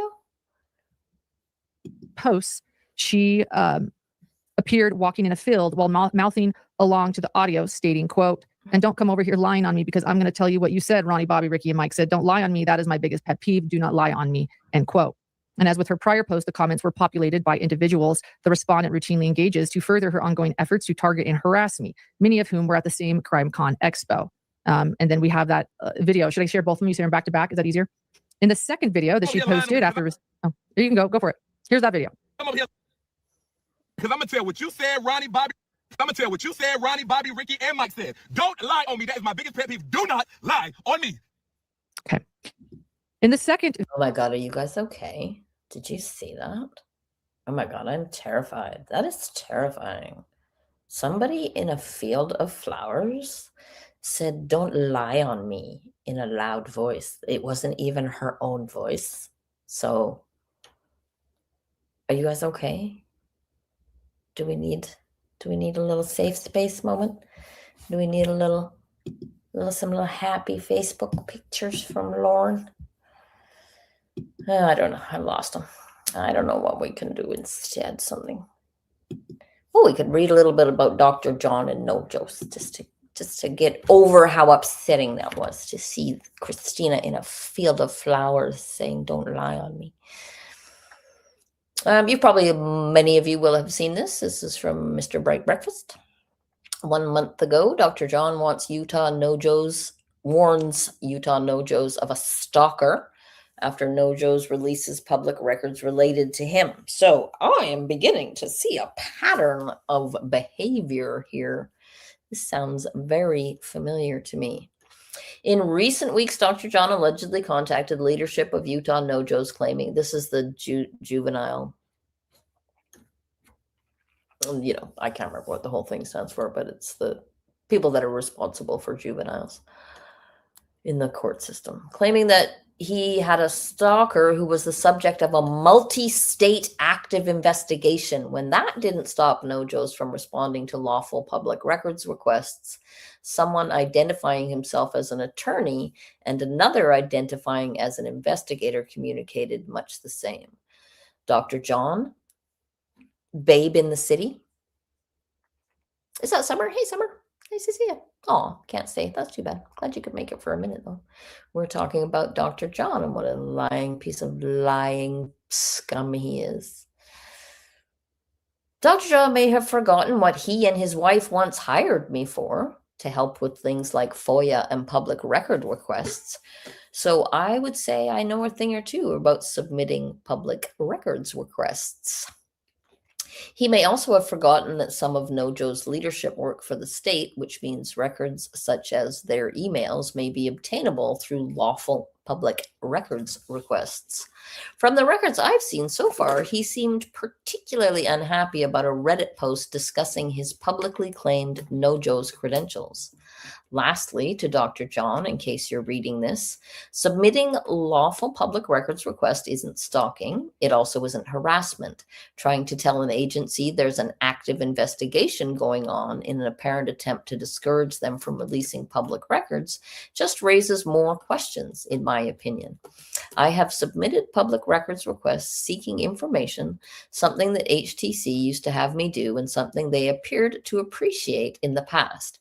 The only difference now is that the research and requests involve claims that HTC made publicly in court and to law enforcement.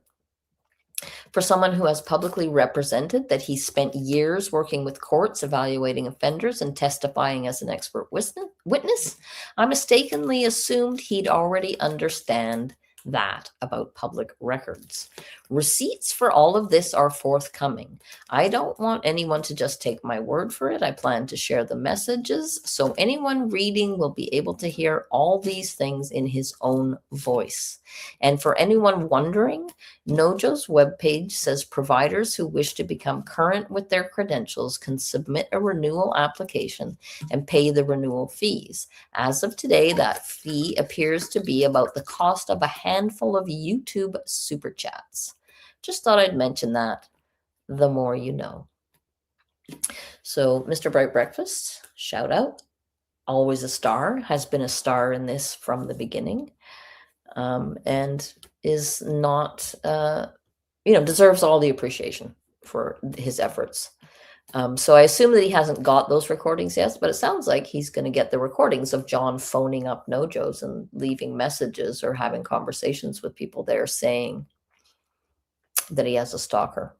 So that'll be fun because we've already heard John in his own voice trying to manipulate the police. So now we can listen to him trying to manipulate a government agency that has no obligation to protect public information about him. It's ridiculous.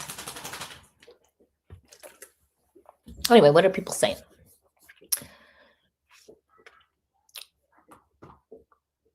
Yeah, I love that.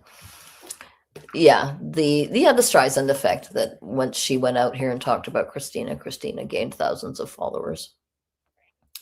And Christina's, she's become a kind of a celebrity, and so she should be, right? I mean, the Turtle Boy interview was very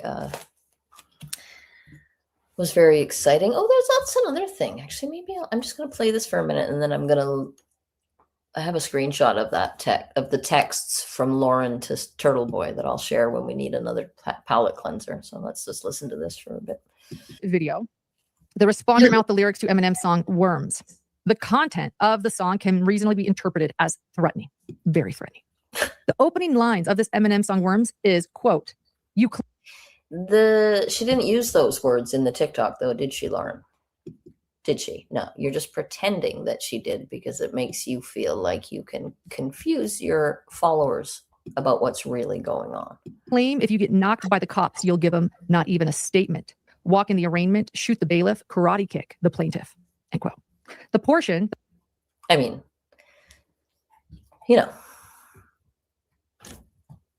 I would like to see Lauren and Dr. John in a cage match. So sue me, Lauren, you dumb bimbo. I'll give Lauren half a star for introducing us to Christina et al. Yeah, 1000%, Ancient Teapot. Exactly. And I mean, I gotta say, Lauren is the person that made me so mad that I finally started a YouTube channel. So I will always owe her that. Anyway, I'm just going to share this real quick because shut up, Lauren. Oh, here, I got to do it from here. Hang on. I'm going to remove this. I'm going to add this. So you've probably all seen this, or you certainly heard them on the Turtle Boy interview, which the more I think about it, the less impressed I was with that interview.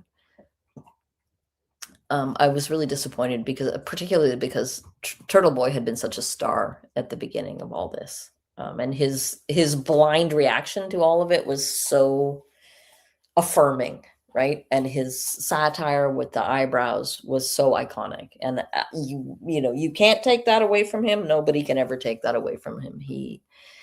He brought the story to all of his viewers, and he did a fantastic job of it, and his raw reactions were fantastic. But I feel like this interview did not need a raw reaction. It needed some preparation. And I feel like he was more interested in talking about himself and how he reacted to Lauren's videos than he was interested in talking to Christina. And I mean, that's fair, but why have Christina on to do that? And I feel like Christina was fully there. She showed up like Christina, right? With all her smarts and all her insights and all her receipts and ready to go. And I feel like he just didn't do a great job of it. And I would like to see more interviews of Christina, and I would like to see them a little more structured, right? So that we can like maybe have like a 5-part series, right? How did you meet Lauren and what was the year of your friendship? That's the first interview, hour-long interview. And then, you know what I mean? Like, I feel like it could be, I mean, and you know what? He did a great job. And like I said, I will never take it away from him. I thought he was fan-fucking-tastic.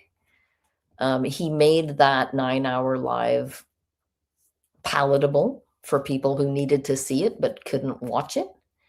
Hey, Maury. And he deserves all the credit for that. But yeah, Christina did herself proud. She always does. She showed up the way she does. Lucia says he wanted to show off to Christina. Yeah, maybe that's part of it. You know, I just feel like, yeah, anyway, whatever. But we did get this. We did get this. The texts from Lauren. So Lauren Matthias texted Turtle Boy, hey, are you coming to the Clancy trial? Someone told me you might come. She texted him and he's like, who dis? And she says, Lauren Matthias. And he says, I might, which was actually pretty smart. I thought that was a pretty smart answer. It's like non-committal about like, he doesn't say, I might, why are you asking? He doesn't give her anything, but he also keeps her on the line, right? He's going to get more out of her. And that's what he's trying to do. And he does a good job of it. So credit where it's due, I say. And then Lauren just spills her guts like the fucking idiot that she is. If you come, can you bring the purple marker? Because I can't find anything like that at Sephora. Prayer hands. See, I can laugh at myself. I have a sense of humor about myself. I think you're very funny. I think we could be friends, you and me. My brow gel has nothing on that marker, and the humidity here makes it worse. See how fun I am. See how fun I am. I'm so fun. But for reals, maybe I'll see you here, just connecting and saying hi. I'm actually quite nice and pro free speech. Oh, she's trying to get in with the free speech.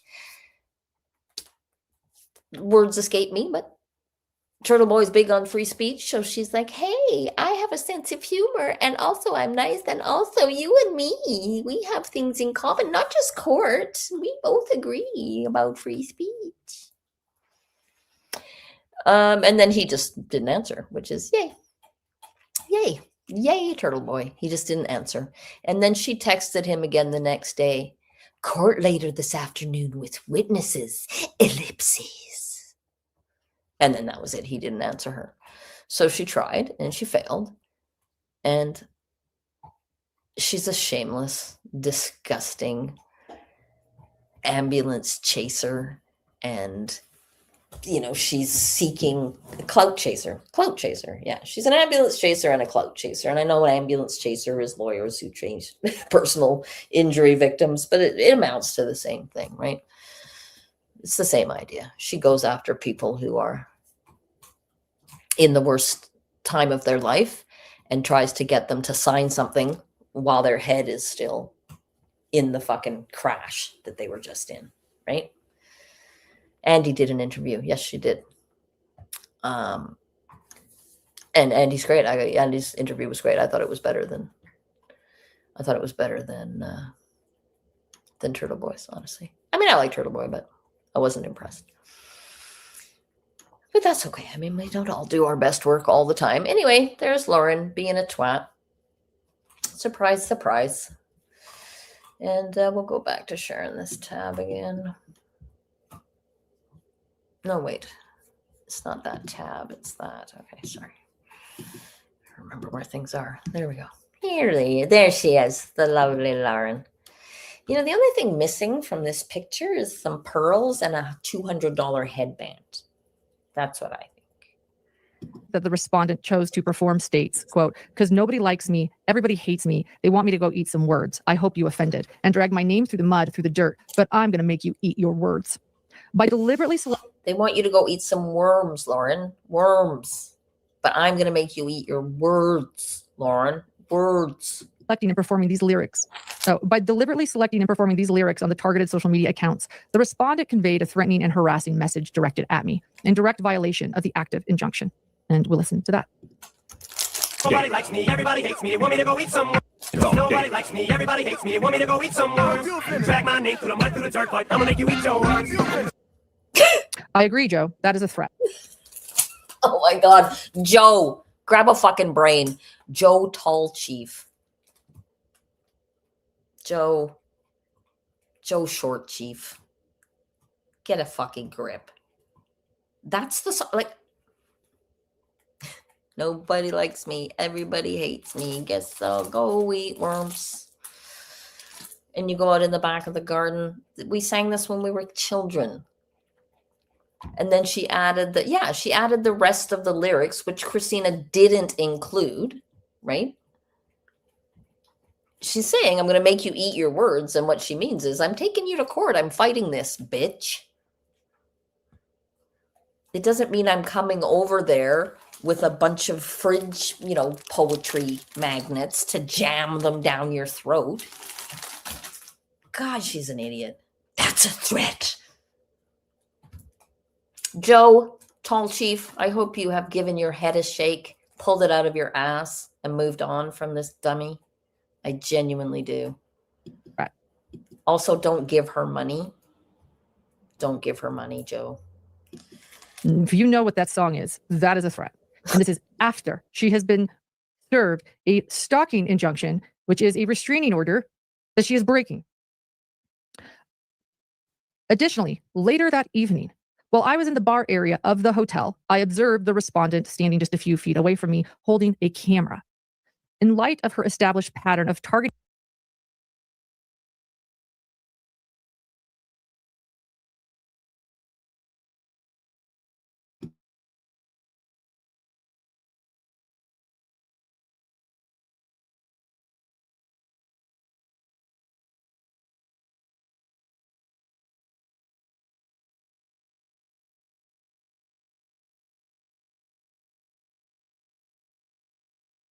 me through photographs, recordings, and videos, her close proximity with a recording device was extremely threatening and placed me in genuine fear for my safety.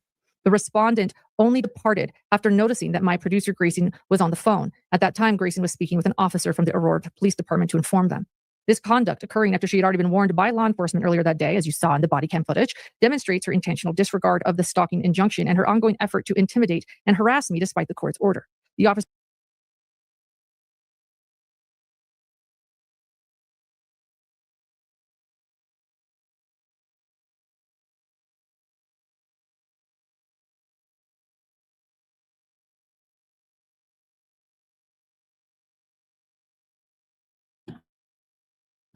Oh, shit. Okay, I'm sorry. I must have tapped it twice. I'm sorry. I'm hot. So I just wanted to point out that I think that Lauren's right. Because if you look closely at this picture, you can see that Christina is in her stocking feet. So I think I think this is proof positive. Sorry about the mute thing. I try to mute so that you don't hear me, making noise over here, and then I forget every single time. So I think I'll just stop muting. Officers had reinforced over and over that she was to be 500 feet away from me at all times. And we have an exhibit of these bar photos, 1 and 2. I don't know if I can make, you're just going to show 1? Okay. Yeah, so let's just see if I can make it a little bit bigger. Does this help? Nope, doesn't help. Does this help? Nope, doesn't help. Good enough. Oops, and there I am. Sorry. Goodbye. Okay, so there it is. There she is. I wish you could see it a little bit closer, but she's there. Why? Why do you wish you could see closer? Because if you get in closer, it's the stocking feet. She's in the stocking feet. Stocking. It's right there in the lack of shoes. I don't know why she wants to, like, what? If people looked closer, they would see that Christina is not even looking at you or like that she's taking pictures.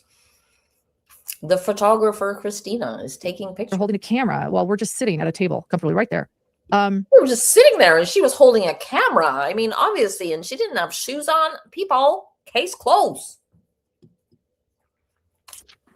I later learned that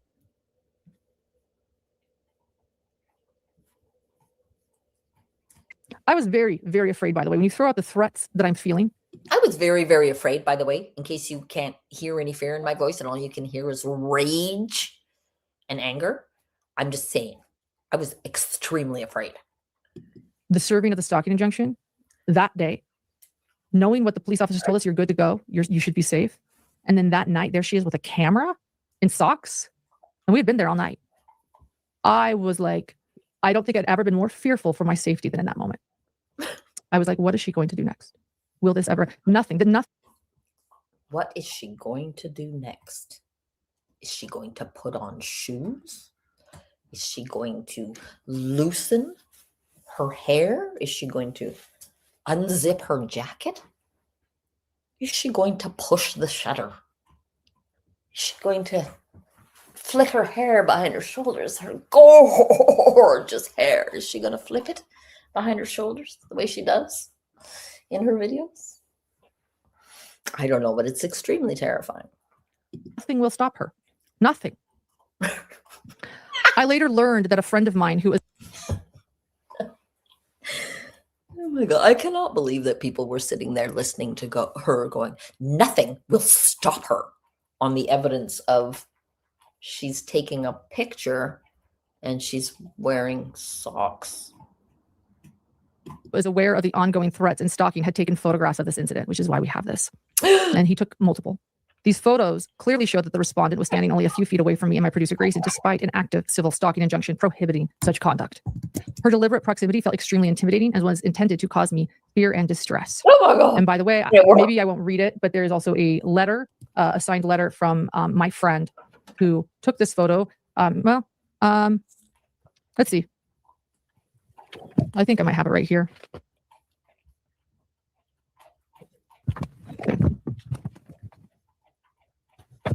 Okay, I think it might be somewhere else. We'll keep going. But thank you to my friend. Just so we know, she's redacted it here because she cares about her friends, apparently. Ha ha ha. It's Joe Schmo. Joe Schmo took these pictures.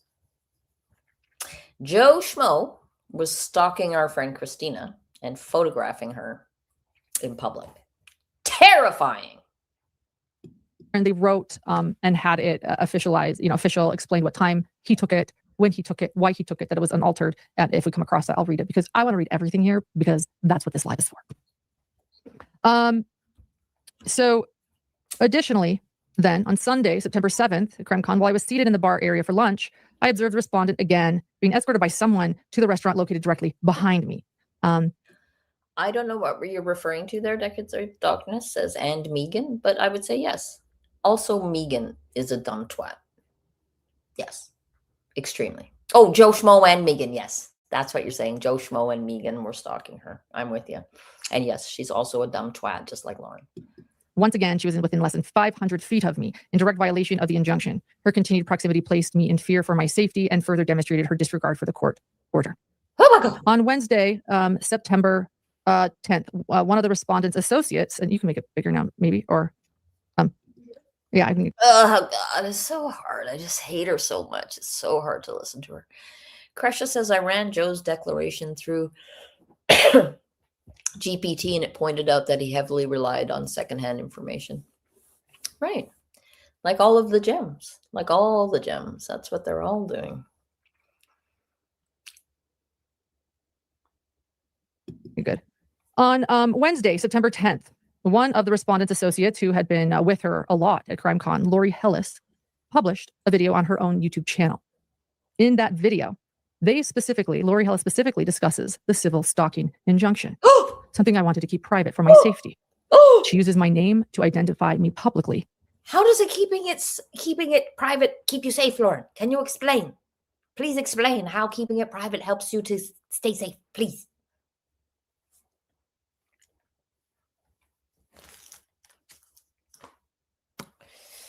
Nope. Nada. Crickets. And to emphasize that I had served this respondent with the order. And again, this also plays into the stalker also reaching out to anyone and everyone that I have had professional relationships with. She reached out, and then they became close and spoke. So let's pull up this portion of Lori Hellis' video, and let me also clarify that in the stalking injunction. Hang on a second. I need to go back a second because that would have I didn't quite catch it on the screen grab, but where 355.57. 355. Stalking injunction.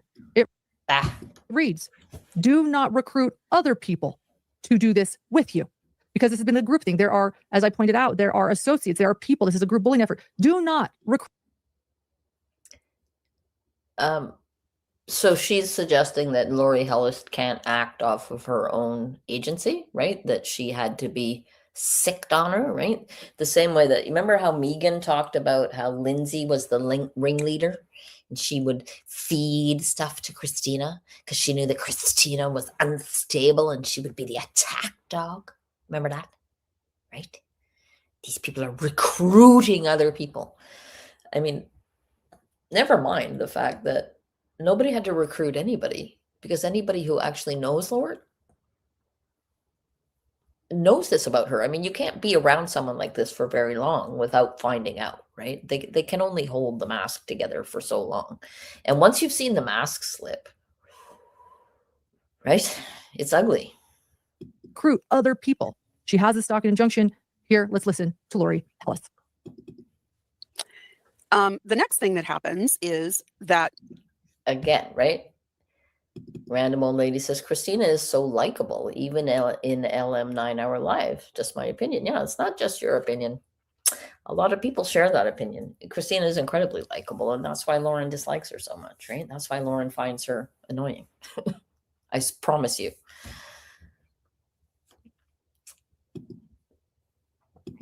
One of the former friends starts making some TikTok videos. And on those TikTok videos, she's talking about the former friend, the former friendship, and she does at one point use the creator's voice. Posts a snippet. And so when I get to crime, I mean, seriously, you got a name like Rain Dancer. That's your name. Doesn't that give you the idea that this person is like kind of like a,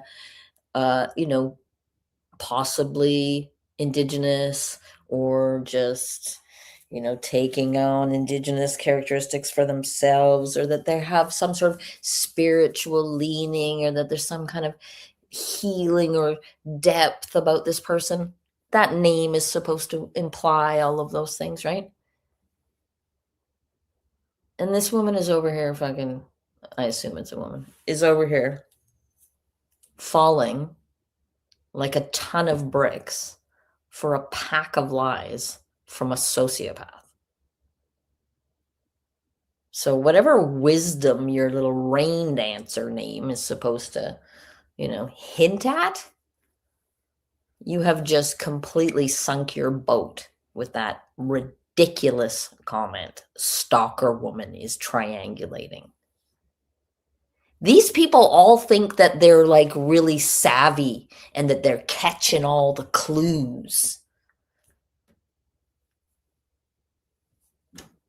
Yeah. Bizarro world, people. I'm told that this creator. Doesn't she look good, eh, Lori? Look at her bright eyes and her beautiful hair. She looks gorgeous. Next to angry, miserable, pinch-faced, self-important, dumbass Lauren. Lori looks great. Look at her nice little pearls hanging down. Looking all delicate. Her big fucking brown eyes. Her normally, manicured eyebrows. Her composure. Her decency.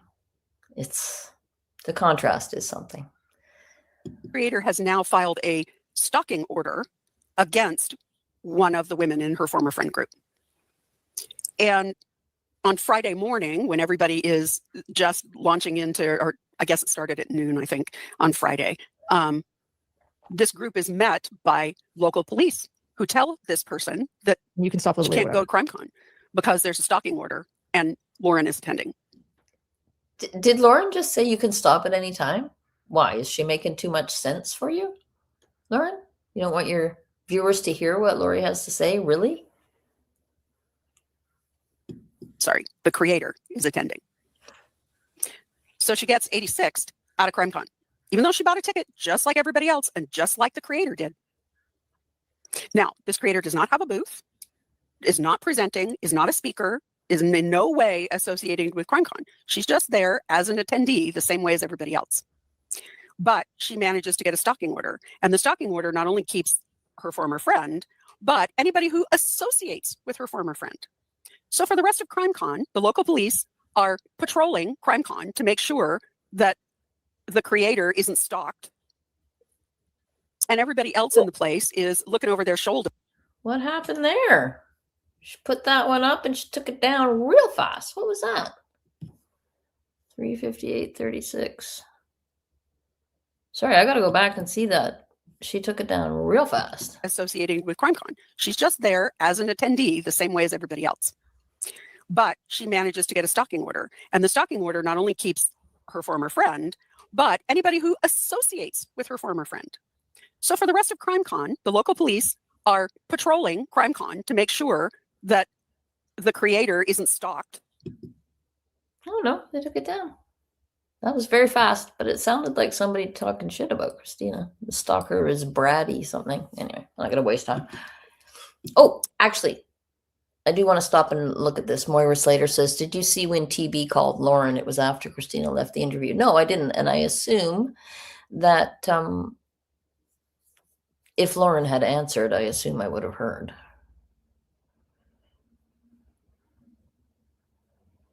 Yes, I also enjoy it when Lori drags Lauren. I mean, the contrast, look at the contrast, right?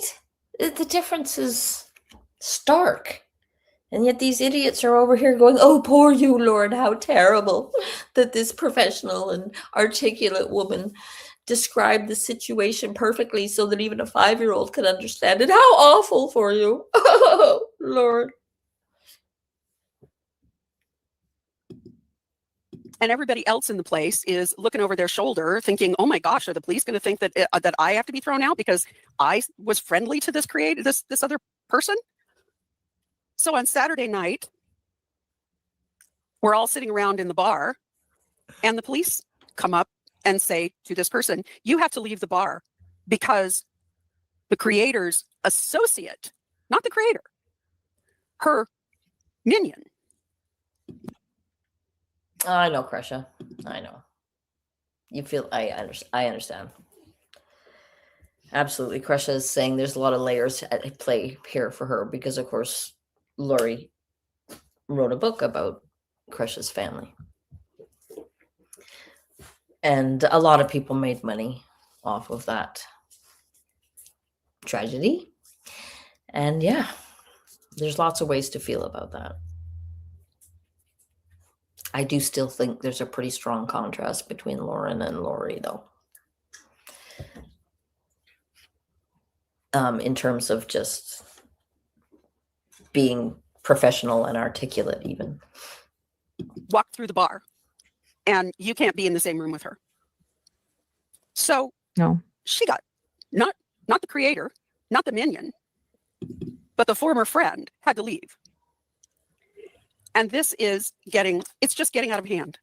Now she's using the police to harass other people. How is it disingenuous, Troublemaker Bacon? Fucking define disingenuous. Jesus. Jackie is clearly back at the beginning, and God love her, she's given us a nice recipe for lemon stuff. Lemon peels boiled and then dunk in sugar, then baked equals fresh lemon slices. You can even do it with oranges and limes. Jackie Pressy. Well, I thank you for that, ma'am, and I will be trying that out. And she's using the legal system in a way it was never intended to harass people. She's using the fact that her brother is a lawyer and having him do a bunch of work for her. And the bottom line is, it's just wrong. I haven't talked to Lori Hellis in years. She hasn't reached out to me. I don't know what she's been told. I don't know why she did that. I'm already afraid for my safety. Yeah, because Lori's coming for you. Yeah, sure she is. Very, very afraid. She hasn't been dealing with what I've been dealing with last month. And now she has gone publicly on Facebook to announce that I have a stalking injunction to CrimeCon and that I'm wrong and that I'm harassing somebody. Like, I can't win. Like, I am trying to solve this the right way. I am trying to do. What's the right way? Getting innocent people thrown in jail is not the right way, Lauren. She just tells straight up fucking lies and they just eat it up and they send her money and tell her how amazing and brave and beautiful and strong and wonderful she is and how they will never, ever leave her and they will always and forever love her forever and ever. She will be their mother, Lauren, for all of time. And they will never leave her. After she sits there and tells them lie after lie after lie after lie straight to their faces. Yeah, Lauren is so threatened by the text that she wrote about us, says Krisha. Yeah, as she should be.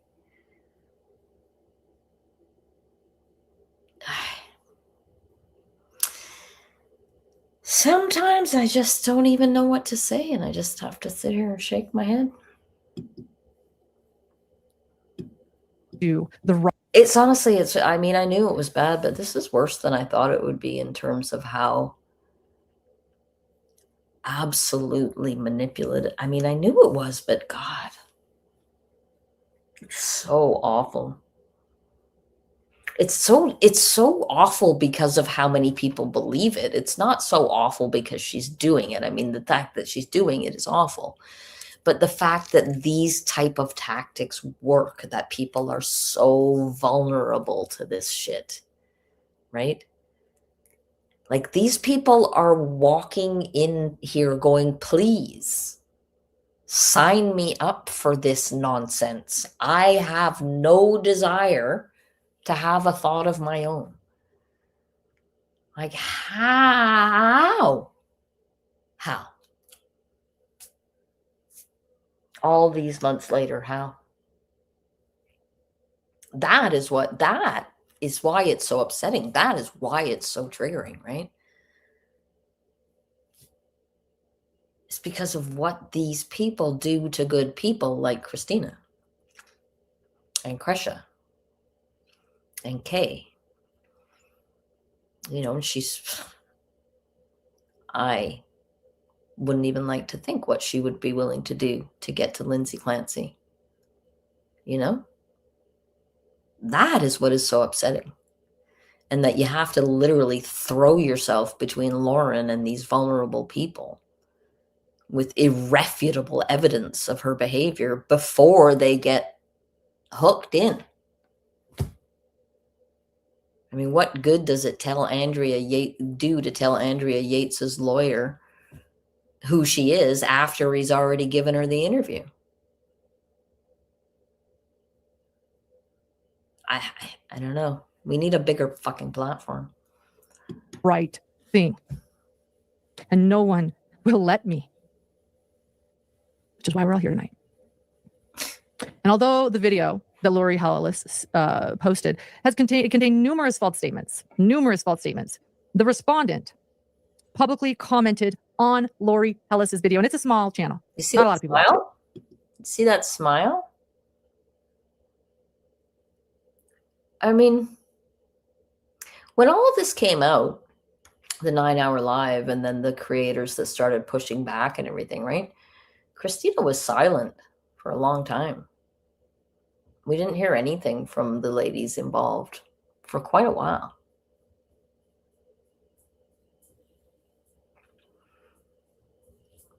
And I mean, this is why, right? Because Lauren takes literally an eye emoji and turns it into evidence of unstable stalking behavior and threats. Right? I mean, even when people started speaking out, look what happened when Lori was on her side and Christina went, hey, thanks, hey, I'm here. Hey, I'm listening. Hey, right? How would Lauren have spun it all if Christina et al. Had started commenting and liking and showing up in the chats early on, right? They would have just used it to fucking crucify them, right? They had to wait until there was like a steady platform of support for them before they could even begin to reach out and start to share their side of things. Just the reach that this woman has is scary, right? And she tries to fucking characterize Christina as dangerous and scary. It's very troubling. It's very troubling. I wasn't expecting to be as troubled by it all as I am, even though, I mean, why would I not be? But this 9-hour live is a doozy. The respondent publicly commented on it, writing, "Thank you, Lori. Thank you," followed by 4 crying face emojis. Do you have that? We're going to pull that up. I want you guys to see that. So she goes live. And what happens? My stalker is thanking her for doing her dirty work. Yes, I'm a pro. This is called triangulation by abusers using coercive control, triangulation. See? Now she's rewarding them. Good girl. You said triangulation. Remember? You said triangle is good girl. Good girl. Oh, yes, the leader. She put up my quote. She's voting. Yes. It's a fucking cult. And you can quote me on that. And intimidation. She got somebody to do her dirty work. Okay, we have it. And while we pull that up, there it is. Thank you, Lori. Thank you. We covered the respondent and my stalker's name. Yeah, right. Not to mention Mary O'Neill. Thank you. That's not triangulation. That's not even triangulation. Thank you. And here's Crusher with the actually triangulation is yeah. It's not even triangulation. But still, it still works, right? Whether the person, Lauren doesn't know shit, but whether, the person said it and now she can say it and now it's all, right? Still works. But yes, I also am a Billy Bragg fan. Who said that? Emma. Same here. But she did admit Yes. to writing this in her declaration. Thank you. The fact. Kresha with the example. Triangulation looks like what they've done between me and my Uncle Jerry. Egg fucking exactly. But it's buzzwords, right? It's like listening to fucking Megan with her therapy speak. She's got some therapy speak and everybody's like, oh, Megan, you're so right. Oh, you're so smart. Oh, Megan, family systems. Oh my God, you're so brave. And me and your mom. And you and your mom. Yeah. Yeah. Exactly. Exactly. And Summer and everybody. That the respondent enlisted or encouraged someone to create and publish a public video about me has made me feel even more unsafe. It demonstrated not only her continued efforts to target me directly, but also her willingness to continue to involve others in amplifying the harassment. This conduct constitutes a direct violation of the civil stalking injunction and has further escalated my fear for my safety. following the publication of the YouTube video about me, I received a threatening email and multiple threatening comments online. Yes, after people watched Lori Hellis's live, I started getting threatening emails and comments on my channel telling me that I have, that I am a harasser. I mean, what are some? Do we have some of them? We don't have them pulled up. Do you know what? There's some of them here. I'll tell you what they say. I have them. They're black and white, but I have them here. And I want to point out again, my stalker is not a creator. My stalker is not, she is not a creator. She's not. So here we go. Here's an email I received. Lauren not shot her face after her behavior at CrimeCon. She lost subscribers. Someone else, so blocking other creators from attending CrimeCon with stalking complaints. Explain that. Kathy wants to know. Someone else, tell us about CrimeCon. Who was stalking you? Why did you call police? So something that I wanted to remain private and quiet and discreet. Oh, someone else. I understand petty drama occurred at CrimeCon. How unfortunate and disappointing. Those are just a few of what started to happen. Let's see.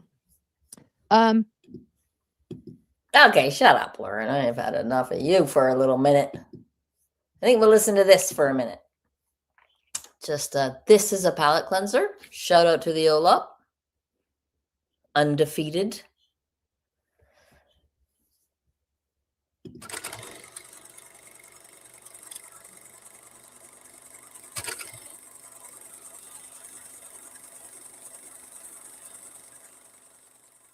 Whoever did this is disgusting. You bullies are destroying the true crime community. Everybody just stop it now. You should be ashamed of yourselves. Very mature, 12 years old, you think her plight is funny, fucked up. You're the only bitch here for acting like a 3-year-old. Y'all are all simple-minded, heartless, disgusting individuals.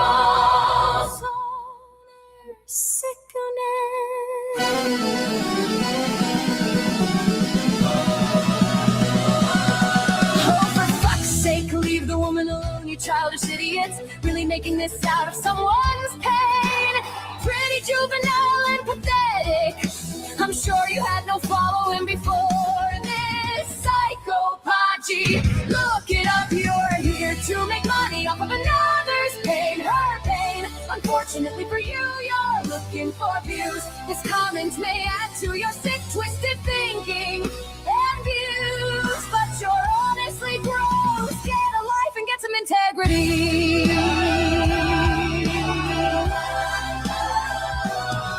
This is sick. I don't care what Lauren has done. No one deserves severe mockery like this. I hope this comes back to you someday, so you know how it feels. You should be ashamed of yourself. Get off your high horse and be civil. Get a life. Do better. Mean Girls 5 just keep piling on like 12-year-old disgusting mean girls. Shame on all of you, grow up not mad. I've just seen mean girls in action my entire life. I'm 67. They're always jealous about something. Mean girls are mean girls. There's never been one that wasn't repulsive. This is hate. Actually, it is a form of stalking, and it's hateful to make fun of someone else's pain. You are a totally sick individual. You should be ashamed of yourself for stooping this low. May karma repay you highly, psychopathy. Look it up, you're here to make money off of another's pain, her pain. Unfortunately for you, you're looking for views. This comment may add to your sick, twisted thinking and views, but you're honestly gross. Get a life and get some integrity.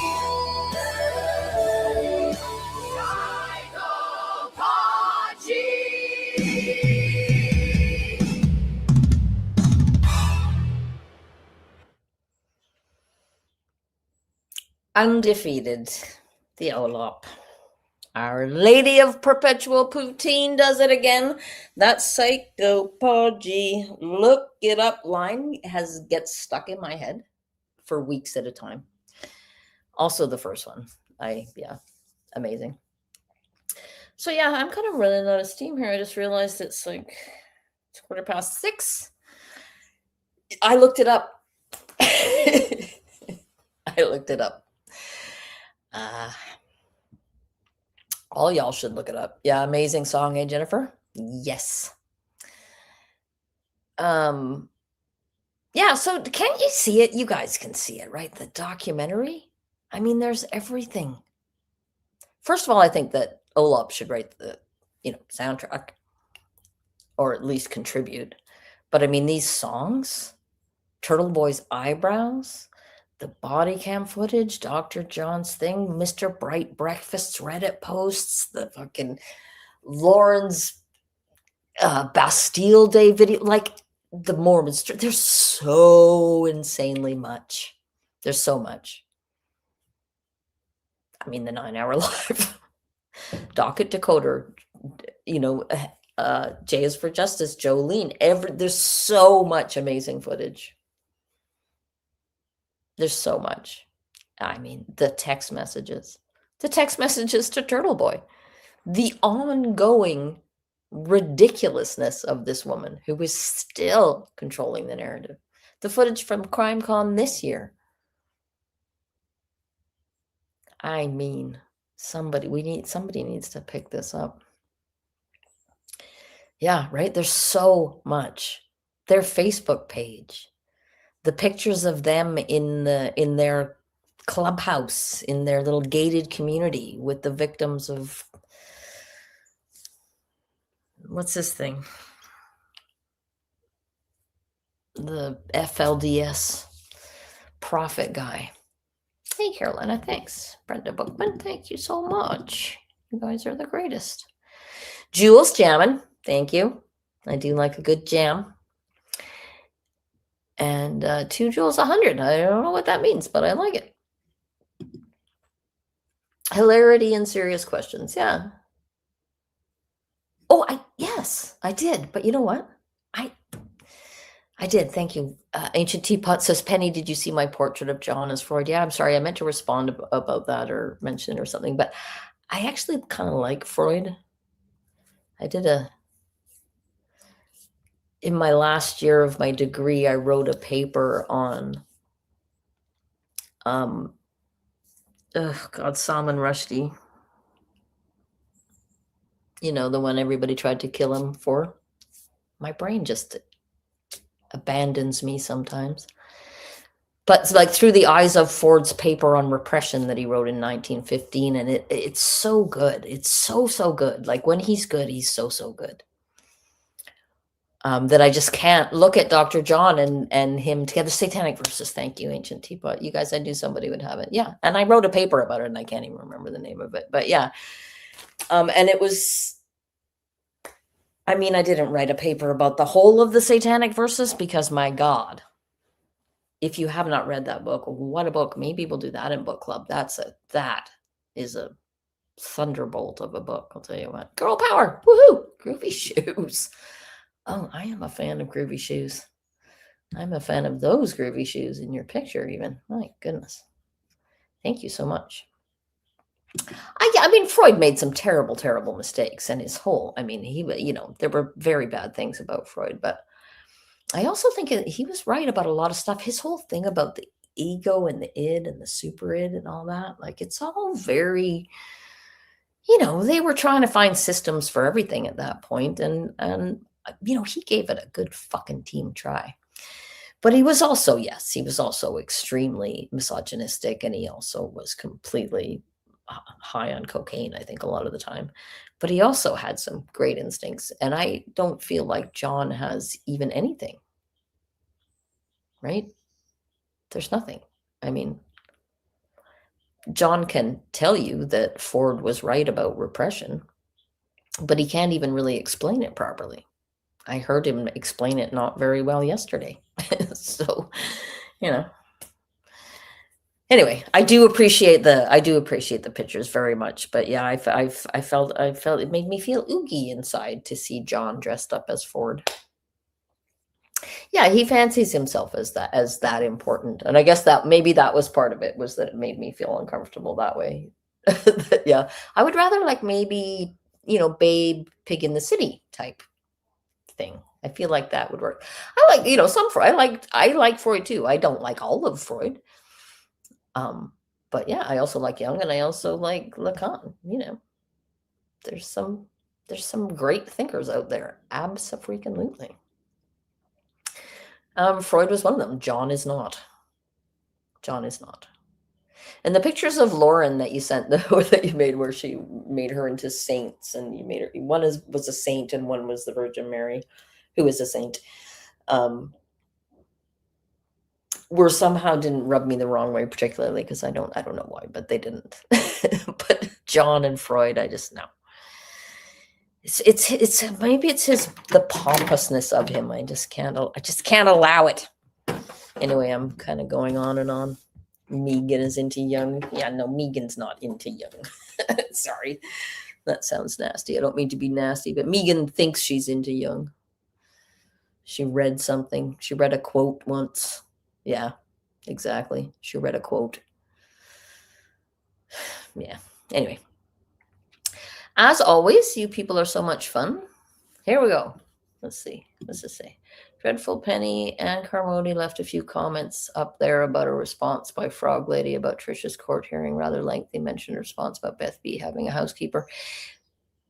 Who am I looking for? Anne Carmody. She's orange usually. And let me go see what I can see. There's Anne. Check out Penny response by the Frog Lady. Oh, hang on.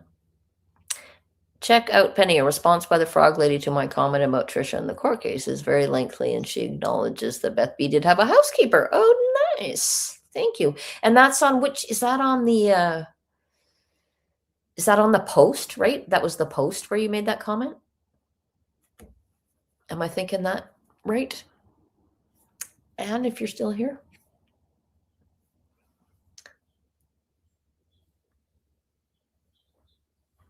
No, that's great. Hey, that's great. That's great. I know what that's like, Krisha. No problem. But Krista, Jung is all about the archetypes and stuff, right? It's all very engaging stuff. And I mean, the hero's journey, all that kind of Bill Moyer kind of gets mixed up in my head. But yeah. Anyway, I'm going to go. I got to go use the ladies' room and feed my little dog. And I just found out today that my sister is coming back tomorrow. I thought she was coming back Sunday. So I need to get my snot together and clean up the mess I made and get ready to leave tomorrow. So I'm having a day off tomorrow. Sunday night members live chat. I'm going to read some of... I was thinking I might read some of Chad's letters. Just because I would like to, I haven't looked at them, but I assume that they're super manipulative, and I would like to kind of see chop wood, carry water. Before Enlightenment, chopping wood, carrying water. After Enlightenment, chopping wood and carrying water. That's one of my favorite little aphorisms. M, thank you for sharing that. I haven't thought of that one in a while. Thanks, Krisha. I do really hope that we can move the needle. I really genuinely, sincerely do. I think these people need their comeuppance.